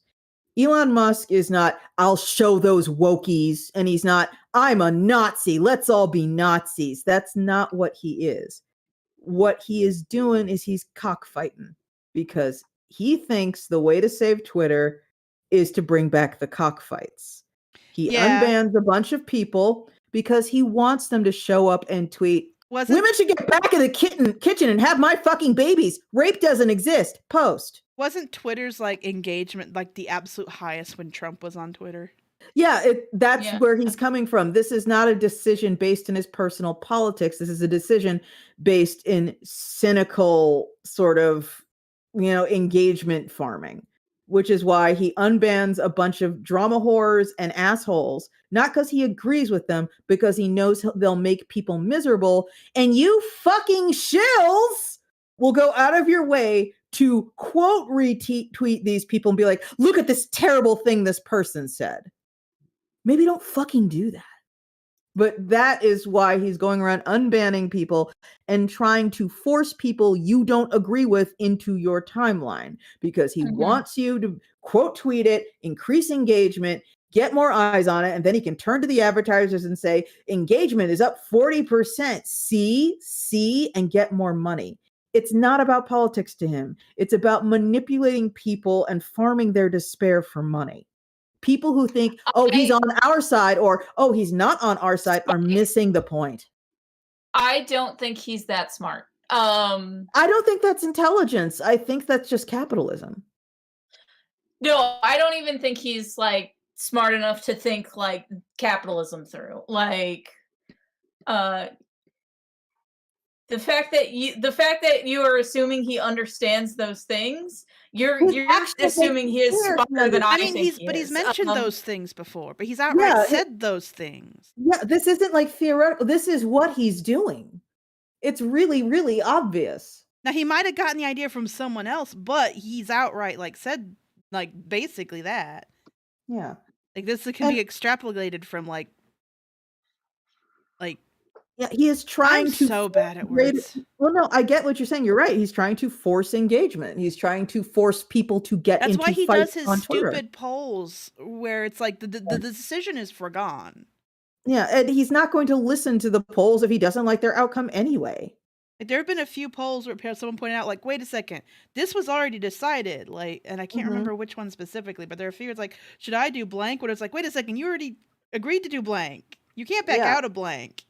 He's engagement farming because he is desperate to figure out a way to get his $44 billion back. And the way that he's trying to do it is nickel and dime, charge for the API, charge for blue checks, and try and get it more advertiser friendly. That is the plan. Which is wild because it's like, and this is where I agree, Kel, he's an idiot.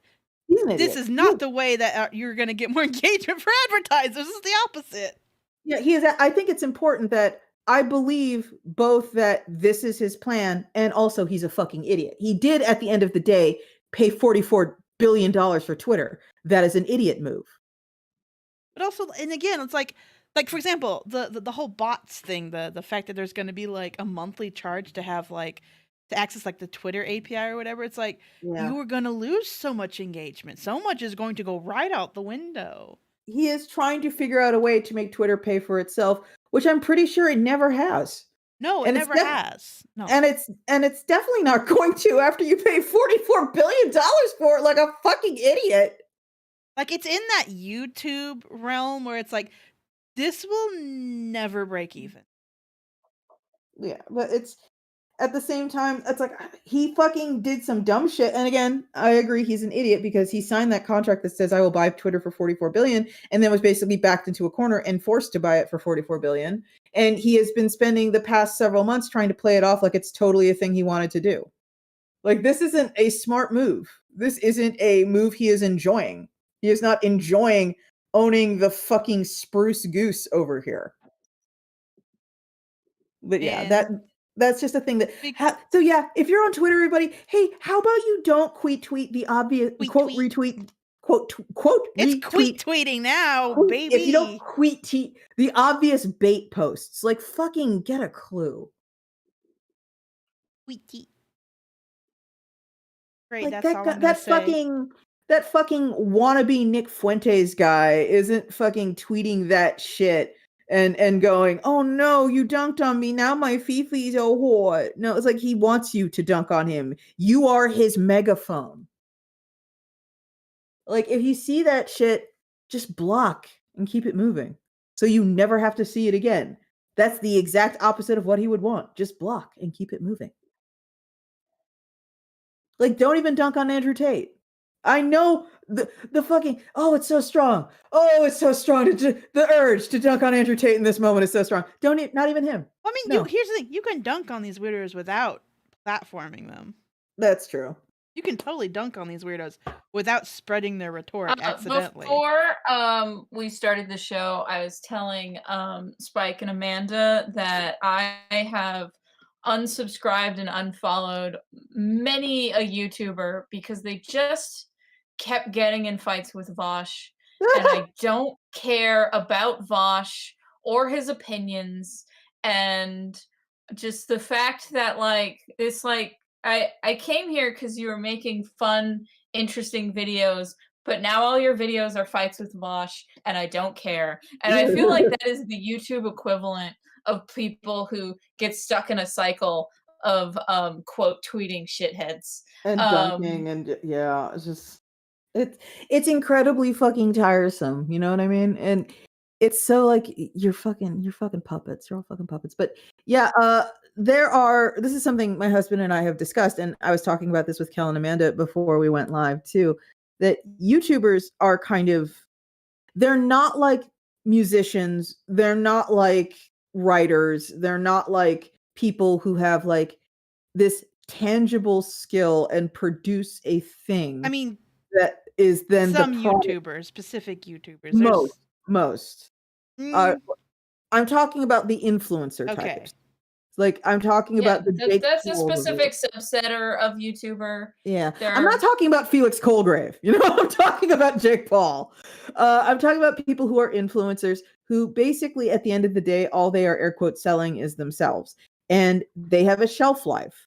And the problem with, being a YouTuber is you don't know when that shelf life will be up one day. Some people just fall off and there's kind of nothing they can do about it. And it's not even because of anything they did. It's just things happen. And they can't not be aware of that. And so as a result, that's why I think we had so many of those that back when like crypto scams were really, really, really high. So many of them were fronted or ran by influencer types, and it's just because like they don't have job security. They have lots of money, but they don't have job security, and they don't necessarily know when the paychecks will dry up. It's one of those things where, like, you know how people say like, yeah, we don't like this person became famous because of when they were posting. It is not replicable. You could not copy them to replicate their success, but they can't copy themselves either. Yeah, and there's actually, at this point, YouTube has been around long enough that we've kind of gone through multiple generations of, I'm 10 years old and what is this? You know, like the kids who kind of massively back and boost certain YouTubers to multi-million dollar salaries and multi-million count followings. And then they just fall off because their audience turns 15 and leaves. And so that's a thing that I think is in the back of a lot of, you know, influencers' minds, because there's definitely someone out there who is 12 years old and once upon a time they're like, oh my God, I love you, Jake Paul. You know, and now they're 18. They're like, what the fuck? Like, what was I thinking? Yeah, there are certain YouTubers who can easily find a new audience because what they make is universal in a way. Yeah, like for sure. It's not locked in time. It is not like you had to be there. Yeah, it's something that like there are YouTubers who basically, I would argue, their work is based on their personality, but like the way they entertain is, I guess I said timeless already, but really it's timeless. Yeah. It's very like, there's no wrong time to watch this. Yeah, for sure. For sure. There are YouTubers like that. And then there are some YouTubers who literally just got popular because they rode a skateboard off the roof into a pool. And for what it's worth, YouTube's viewers, so many of YouTube's viewers are like 13-year-olds. And a lot of these influencers, whether they realize it or not, they are children's entertainers. And you don't stay watching Barney forever. You know what I mean? Speaking of people like skateboarding off the roof, I was watching a thing and I was like, why does this actor look familiar? And it turned out it was Johnny Knoxville. Because he can't skateboard off a roof anymore. Yeah. He's like 50 something. That's watching the whole sort of Jackass cast kind of do their thing as they get older, and they just can't do that shit anymore. That is. I was like waiting for the explanation of who this is. Jackass. Which, and like, I'm kind of fascinated by like just the whole Jackass evolution. Like, I'm just gonna go over it in case there are folks here who have no idea what the fuck we're talking about. Ruined by YouTube. Once upon a time, back in the day, everyone. Before there was YouTube, if you wanted to watch someone jump off a roof, you had to watch Jackass. Well, I'm going back farther than that. Once upon a time, there was a very steady market for skateboard trick compilations you could buy on VHS through mail order or at the local skate shop. It turns out, at some point, someone noticed the most popular parts of these compilations were the wipeouts. So what people like Johnny Knoxville and his crew and themselves started doing is they started not just assembling exclusive skateboard wipeout and gnarly falls on your face compilations. They began going out and doing horrible shit to themselves on purpose. So getting in the grocery cart and throwing it downhill, shit like that. And eventually that became kind of their whole thing. And the skateboard thing became very, very tertiary, not even secondary. Like, it was completely gone. And MTV saw all this and was like, oh, this seems nice. And they hired them to do a show called Jackass, which is basically them doing horrible shit to themselves and each other for fun. And I don't just mean physically abusing themselves, but also there's a guy on there named Steve-O who got a full back tattoo of himself. So he just has a photorealistic black and white portrait of himself on his back, giving like a double thumbs up with his own autograph on his back. And they do things like put stuff in their ass and then shoot it out of their ass and, you know, vomit on each other. And trap skunks in the woods and then rub the skunks all over themselves while the skunk is madly spraying them and biting them. Like, that's Jackass. And as Kel pointed out, when you're 50, doing shit like that isn't as attractive as it used to be. They're not interested in breaking any more bones because they have broken a bunch of bones. They're not as interested in getting any more concussions. And so what I have seen, I think they might be affiliated with Nitro Circus, which is basically them hiring 20-year-olds to do that shit all over again. Well, they don't have to. But yeah, that's kind of the Jackass crew kind of getting old and being like, I can't do that anymore, has been interesting to watch. I was just like, oh, so he's trying to be an actor now because he can't skateboard off roofs. Yep, you can't. After a certain point, you can't do that shit anymore. Although, oh God, okay. I don't want to turn this into drama, but do we all know about Bam Margera? No. I don't know who that is. I don't think I want to know who that is. Oh no, it's good. It's so good. It's so good. I don't believe you. You say that a lot, and then it's not good. Bam Margera was a member. I will give you the benefit of the doubt now, but I'm just saying. Okay, here's the thing. So Bam Margera was a member of the Jackass crew, right? And he was kind of like from the start, he was one of the day one bitches. He was a skateboarder. He was friends with Johnny Knoxville and the whole gang. And he was part of the Jackass crew and did a bunch of stuff with them. And he was always up for everything, just like they were. And then he had his own TV show after a while. After being in, Jackass, a bunch of Jackasses, like all the Jackasses, he had a TV show on MTV called Viva La Bam. Because what MTV noticed is he was incredibly willing to horribly abuse his own parents. I know. Okay, I know who he is now. Yeah, so it'd be the kind of thing where in Viva La Bam, his mom and dad would be sleeping in their home, and he would like crash through their window and throw a bucket of hot sauce on both of them, and then release like 20 dogs on them. And like, so the parents, from their reactions, this was all very real. Like, no one's that good an actor, because the dad would like roll out of bed onto the floor, like, God damn it, like, Brandon, you son of a bitch, like, and that's why people watch, because he was literally torturing his parents. And he made a shit ton of money doing this, a shit ton of money. And as far as I can tell, he has spent a lot of it on a whole lot of drugs. And he has had the most chaotic and nightmarish life for the past few years. And like, there was a recent Jackass film, I forget which one, like maybe 3.5 or something like that. And what happened is Johnny Knoxville showed up at his rehab with this contract that basically said, hey, Bam, we obviously want you in the new Jackass film, but you have to sign this contract if you're going to be in it that basically says you are willing to be drug tested at any time we want you to be drug tested, and you promise to stay off any drugs whatsoever. Otherwise, we will just not let you be in Jackass anymore. And that's the end of it. And he signed it, and he was shooting the new Jackass movie, which of course was like millions and millions of dollars. And he tested dirty for something, and they kicked him off. And part of this is where I come in, because I was never a Jackass watcher. I was never a Viva La Bam. That's when they recruited Spike to take over.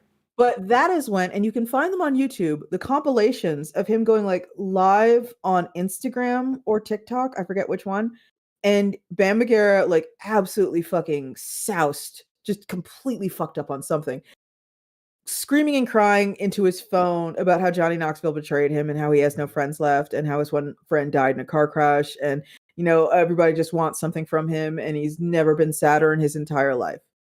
And there are compilations of him just like screaming into the camera. And I was like, ooh, woo, what's this? And that's why now I'm just sort of like following Bam Margera around the internet like this horrible little gremlin.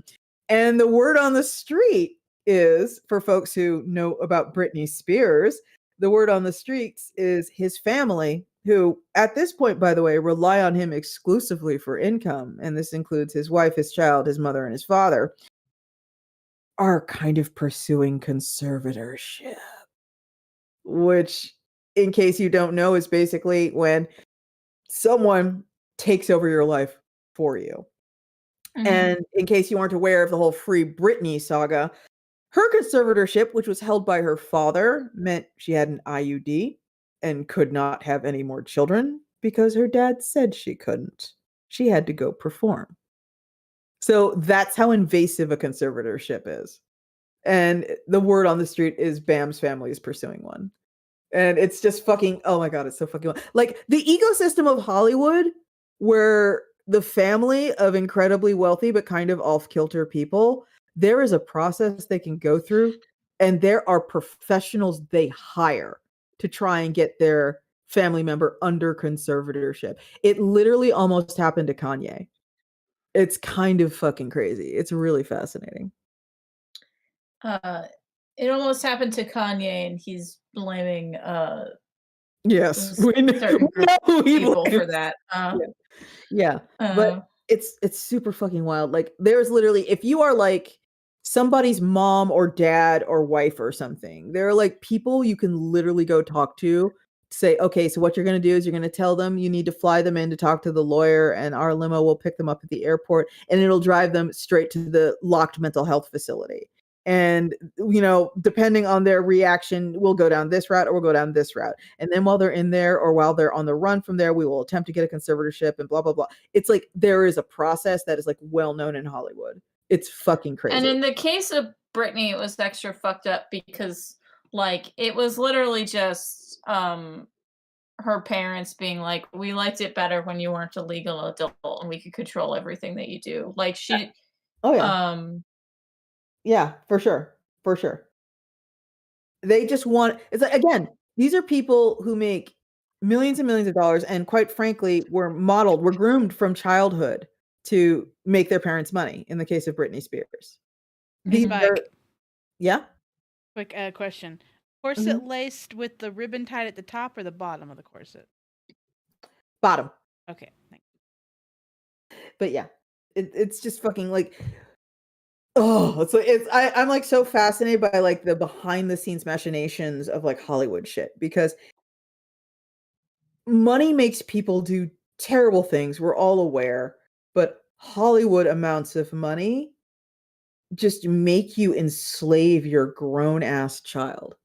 It's fucking, oh my God. I cannot wait until the reckoning comes to YouTube to all the parents. Oh my God, making money off the backs of their children. Yes. And that is, it has to, like, maybe this is me being too optimistic, but there's a part of me going, it has to happen someday. As a general rule, I have heard it said that the law is 10 years behind society and technology. And like we're in that sweet spot right now where if you are a YouTube stage mom, you can make a shit ton off of your kid and just not save a dime for them. And that's like blatantly illegal in Hollywood. Like that's completely out of your hands in Hollywood. But in YouTube, it's fine. And there are definitely YouTubers who are explicitly having children because family channels make bank. Like that is their reasoning. Yep. Cannot wait for the reckoning where those people are in deep shit. Yeah. And especially fucked up are like the channels where it's not just, hey, we have kids. It's like the channels where they make their kids do things. And the thing and it's oh, but go for it. I was just saying, it's funny. It's like, it's weird. It's like I'm gearing up to start posting to my YouTube channel regularly. And I don't know. It's just funny to be like, God, YouTube sucks. Anyway, here I go. Yeah, it's like el problema es capitalismo. It's just it's just fucking wild. Like there are, I don't even know like how much into this I want to go, but there are family channels, air quotes, I watch explicitly because they're so completely fucked up. And I mean, that is the least surprising thing you've said tonight. Yeah, like you watch YouTube channels because they're fucked up. Yeah, and like the thing is how YouTube kind of transfers authority to people who have no fucking clue what they're talking about. And so there will be a woman who starts a YouTube channel and her only qualification is I have 5 kids. And because of the carefully curated content she uploads to that channel, she comes across as a competent mother. And so people will solicit advice from her. And the nature of the advice is positively deranged, but it will be given some sort of weight simply because it is coming from this woman who has curated this image as this hyper competent mother of 5 on YouTube. And it's like just sort of like watching the fallout from that shit is absolutely insane. Absolutely insane. And that's not even covering the people who have their 3 kids and then like literally pretend to be rich and spend all of their time on YouTube pretending to be rich when all they can do is, and this goes back to like they aren't selling anything at the end of the day, so all they have is scams, and all they do is fucking scam, and like they scam, and they're being sued by like everybody in creation, and somehow they're still going. It's just like, are you approaching the cliff or are you Teflon? I don't know. I can't figure it out. I've been watching this YouTuber lately, who has been doing retrospectives of different sitcoms, like how they got developed and like then how they changed throughout the course of the show. Right. And he does do like dives into like where are all the actors now. And it's interesting that like every child actor on Home Improvement was done with acting after Home Improvement. So they had a great time is what you're saying. Or just like it's like I looked it up and it seems like the one who played the youngest, he was just like, I just realized I didn't like acting. So I took my money and I left. Like Yeah. And his mom had put it in a savings account for him. So he didn't have like trauma about it. He was just like, I don't want to do this. Fair enough. But yeah, that's one of those things. Someone mentioned Jackie Coogan. That's kind of one of the textbook cases of the parents take this child and they put the child in Hollywood and they spend the kid's money. And like a lot of child actors, once they grow up, their voice breaks, they get a couple zits, they're not as cute anymore. They can't get jobs anymore and they turn around and they made like $5 million their entire career. Sometimes it's not even that. Sometimes it's just this is literally not a career they wanted to have. Yeah. And it's very hard, but it's like that's the one they have, so they kind of got to keep at it. And it's real hard to keep momentum going when you weren't really into it to begin with. Yeah, and their money is just gone. Their money is just gone because their parents spent every fucking dime. And also what's funny is from listening to the Always Sunny podcast, the guy who plays Mac talks about how the start of his acting career went better than most people started their acting career because he was 20 and looked like he was 15. So all the commercial directors were like, so you're a legal adult, but you look like a child. Yeah. That means we can work you longer hours than any of the children that would audition for this role. Yeah. And like just but then as soon as he started to look his age, they're like, we got plenty of 20-year-olds, we don't need you. Yeah. And it's important to note, like, all these statutes, all these rules, all these child protection rules in Hollywood, they are all written in fucking blood. Like, those rules exist because it turns out they needed them. So when you see rules about how kids are treated in Hollywood that say things like they have to go to school, you can't just not send your kids to school and just put them in movies. That's not there proactively. That's there because someone wasn't going to fucking school. And the rules that say all the money your child makes apart from this percentage needs to be put in a trust that you, the parent, cannot even touch, and only the kid will get access to when they turn 18. Somebody did not proactively devise that. That's there because it needs to be there. And there are a million horror stories about why it needed to be there. Anyway, money makes people terrible. But yeah, like it's gonna, when I do my fucking YouTube videos, it's gonna be interesting because, for example, like there will be no comments on. Oh yeah, yeah. And like I'm gonna make a video explaining like, hey, this is what I'm doing and this is why I'm doing it this way. And like I'm not going to have any comments because I don't actually give a shit about the greater YouTube ecosystem. Exactly. Like, I know it will mess up my shit in the algorithm. I know it will get shared to less people, but that's fine. I don't care. I don't mind having a pocket audience that just like, that's fine. That's okay. I don't care about my shit not being shared with as many people as humanly possible. I just don't care. Yeah, like I play Vintage Story most Sundays with Matt, and my heart was fucking touched recently because 2 different people were like, "Oh, you missed last Sunday. I was sad." I was like, "Oh shit, you care? Wow, thank you. That's so kind." And I love hearing that people like enjoy watching me play this tedious little video game that I love with all my heart. But I am not interested in becoming a Vintage Story player on YouTube, if you get me. Yeah. You know what I mean? Like, I don't turn comments on because, quite frankly, I don't give a shit what people have to say. Well, my thing is, here's the thing. I do want to, for example, my YouTube is going to be basically puppet shit. I do want to make puppet videos. I want to gradually work my way up to making little films. I'm kind of just starting with easy practice by doing puppet vlogs as a way to like get my practice in, because vlogs are easy. It's because my whole thing is like I've always wanted to voice act. I've always wanted to do puppet shit, and I've always wanted to do that kind of stuff. Right. And like I'm busy, and also that stuff's not just gonna fall in my lap one day.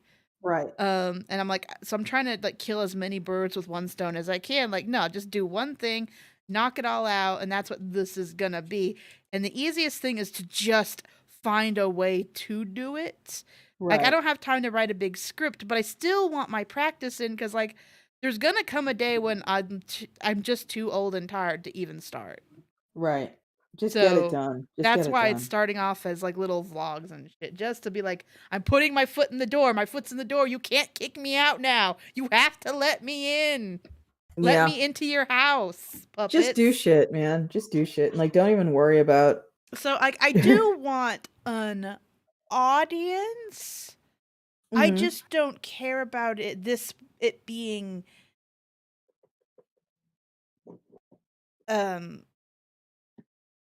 brain fart.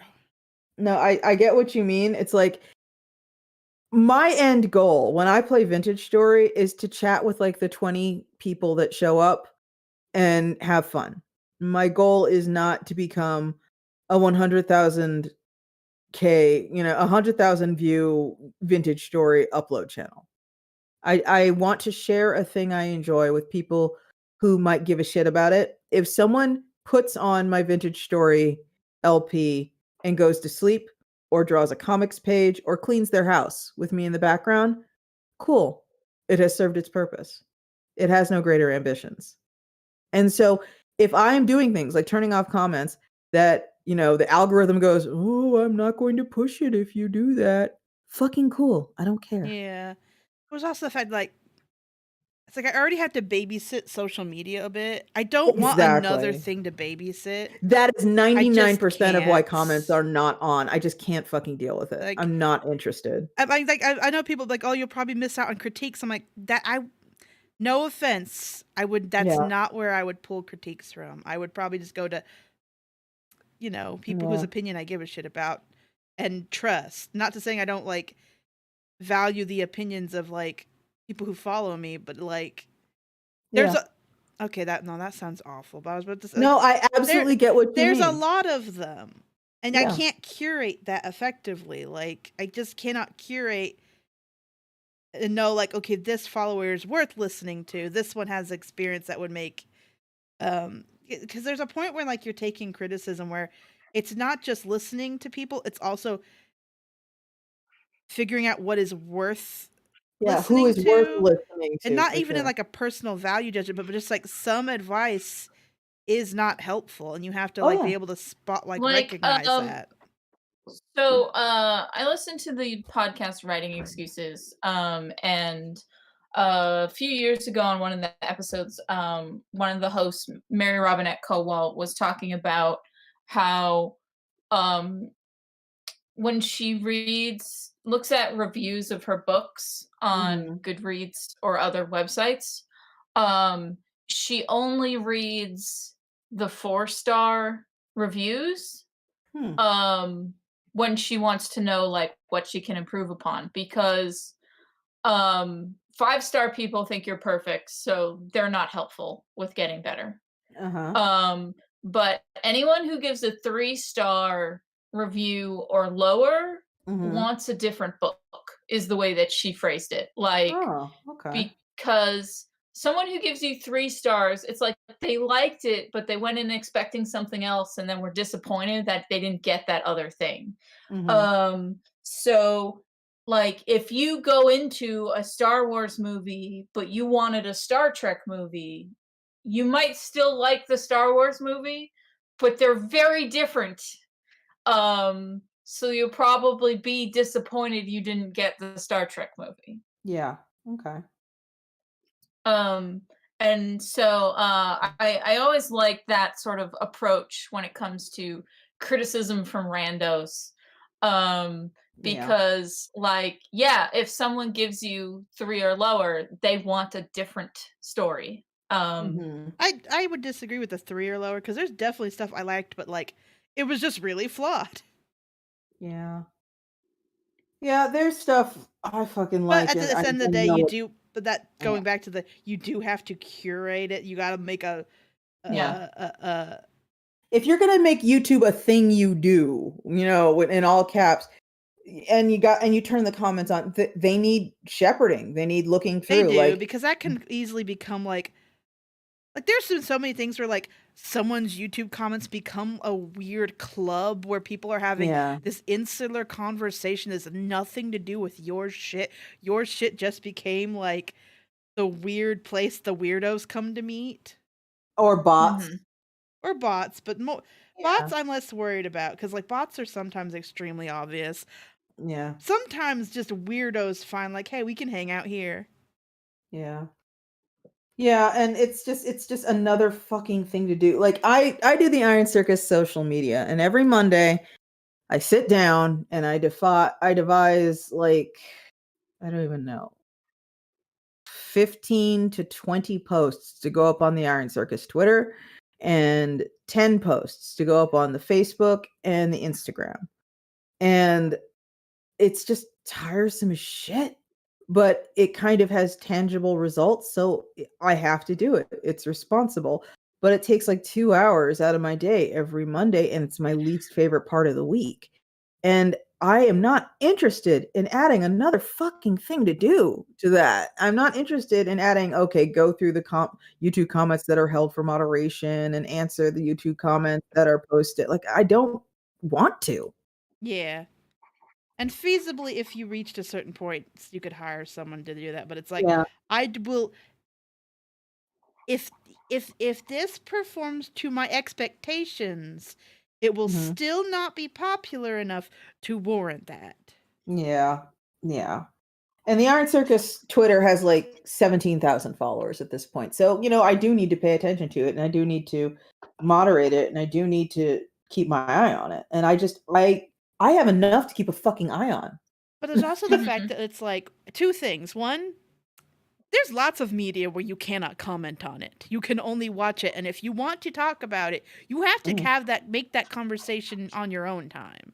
Exactly. Lots of media where like you cannot in the movie theater just stand up and start talking about it to everyone there. I mean, you can, but you're going to get kicked out.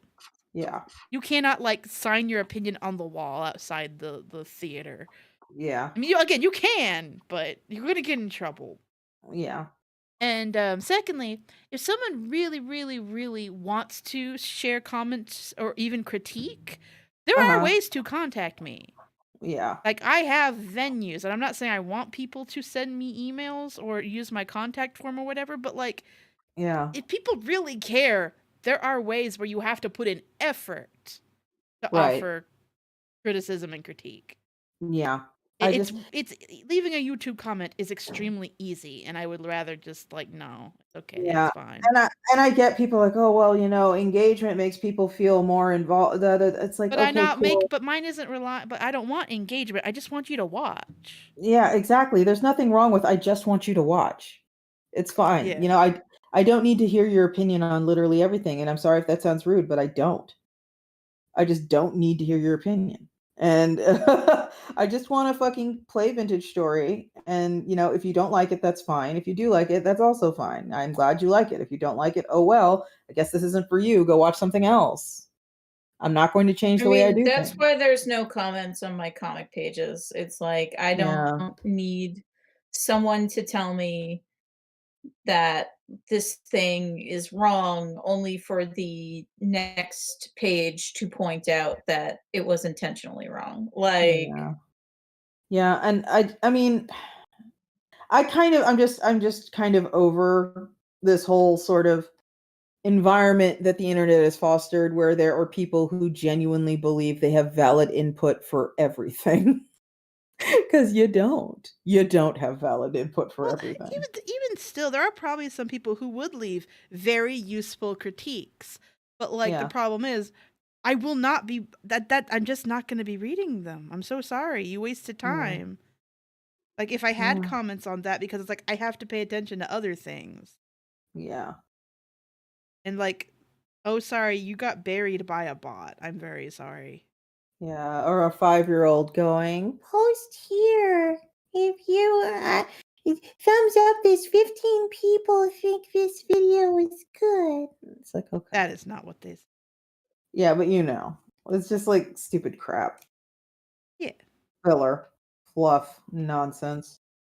I have comments on Love Me Nice still mostly because I do still like the fact that people miss it. Oh. It makes me feel like, okay, because I want to come back to it, but there are days when you go, what's the point? But then seeing wow, I read this whole comic. I know it's been a while, but I hope it comes back. That is nice. I do like that. I know eventually once it's, because I've been slowly working on the buffer. I actually need to make a Patreon post soon over the buffer, but, the comments will go away. That's because again, I'm trying to slowly move away from comments left on things. Yeah. But I will miss it because it has been nice to be people do miss it. They do want it to come back. Yeah.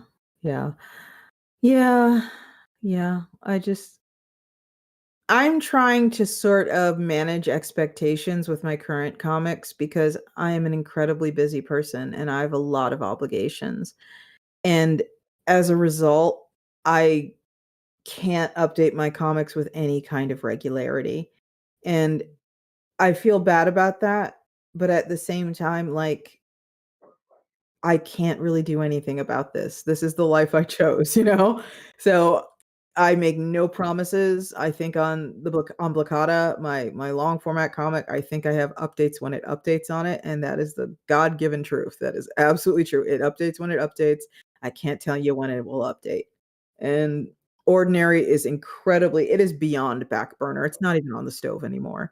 But I know at the end of the day, being slow is better than not doing it because, oh, well, I can't update it regularly. And I figure people would rather have a comic every 3 weeks than no comic at all because I can't give it to them every week,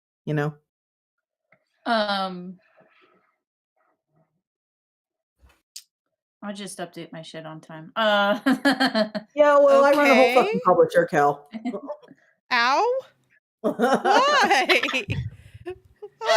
I don't do it on purpose or I'm not being lazy. Once again, I run a whole fucking publisher. So I can't update my webcomic. If I get a job dropped in my lap that's due in 2 months, it falls on the wayside. I make no money off it. Do not buy it. You can't have my pinky. Oh, He's who's bothering you? Ghost Pepper. He's always after me. I knew it would be Ghost Pepper because he's the demon. But spicy yeah, one.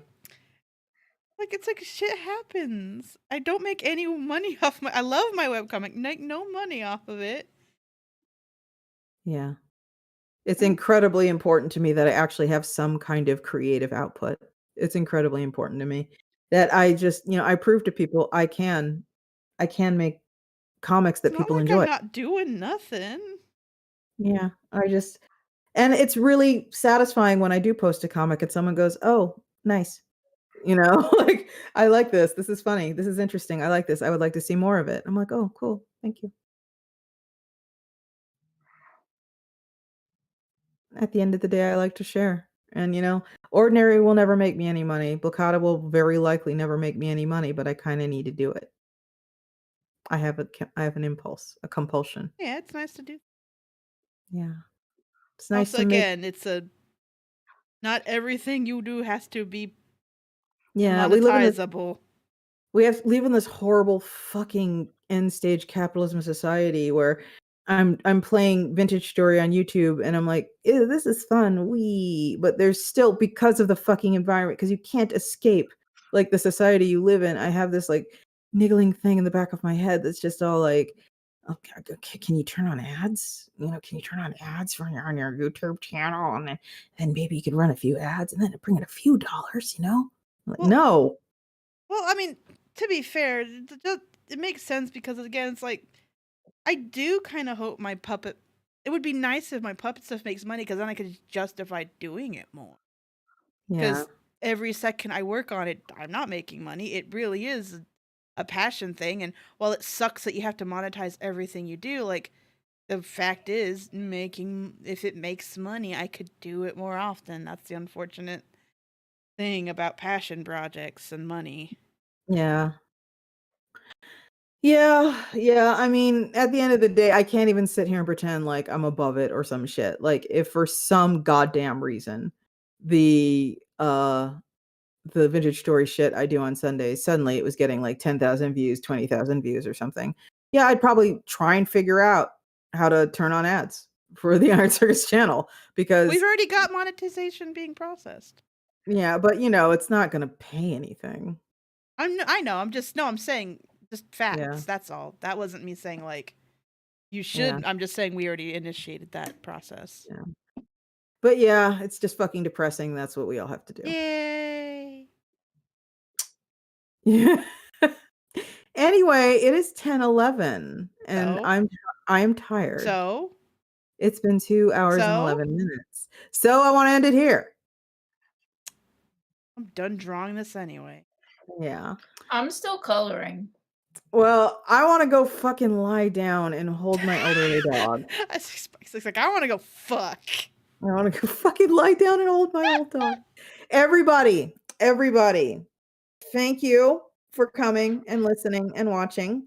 Like I said, my Vintage Story streams return Sunday. We are in the metal age. We are looking for tin and trying not to die. So please tune in. I'm Spike. You can find me at ironcircus.com. That's my publishing company. Please buy books. It's important. Also, you can find my comic Ordinary, which is about a monster who is a friend with a monster, on cohorse.org/Iron Spike. I love Cohorse. You can find my comic about Bolshevik elves that live under a tree at blickada.com. They're Keebler elves. Oh, Keebler elves. Keebler Bolshevik elves live at blickada.com. To be fair, the Keebler elves thing is not extremely obvious. It was a joke, and it's gonna make people real confused. But they are murderers and thieves with pointy ears that come from a horse culture. It's fun reading, and I'm 45 pages in. So it's a good time to jump on. It's at blickada.com, BLIKADA, blickada.com. You can find me on Twitter at iron_spike. You can find Iron Circus Comics on Twitter at Iron Circus Comics, with comics spelled COMIX.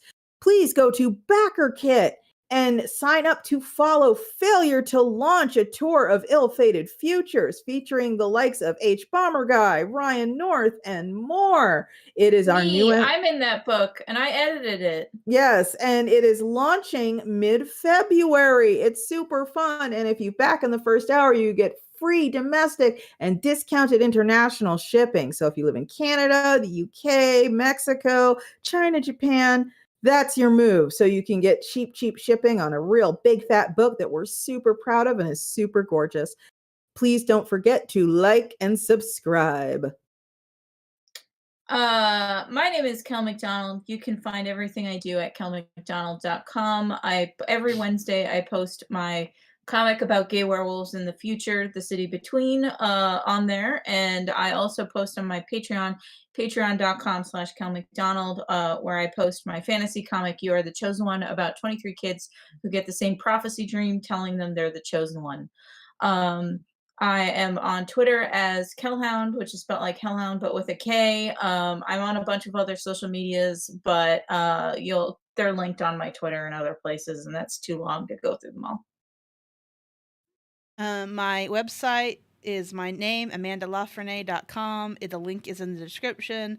I'm still working on my hub website that's supposed to pick up a lot of slack from my social media shit. I'm running into an integration problem that I have not had the brain power to fix, but hopefully I'll fix it soon when I'm less busy and I can start linking y'all to that instead. But otherwise, my website links to all my crap. Okay. Thank you so much, everybody. Bye.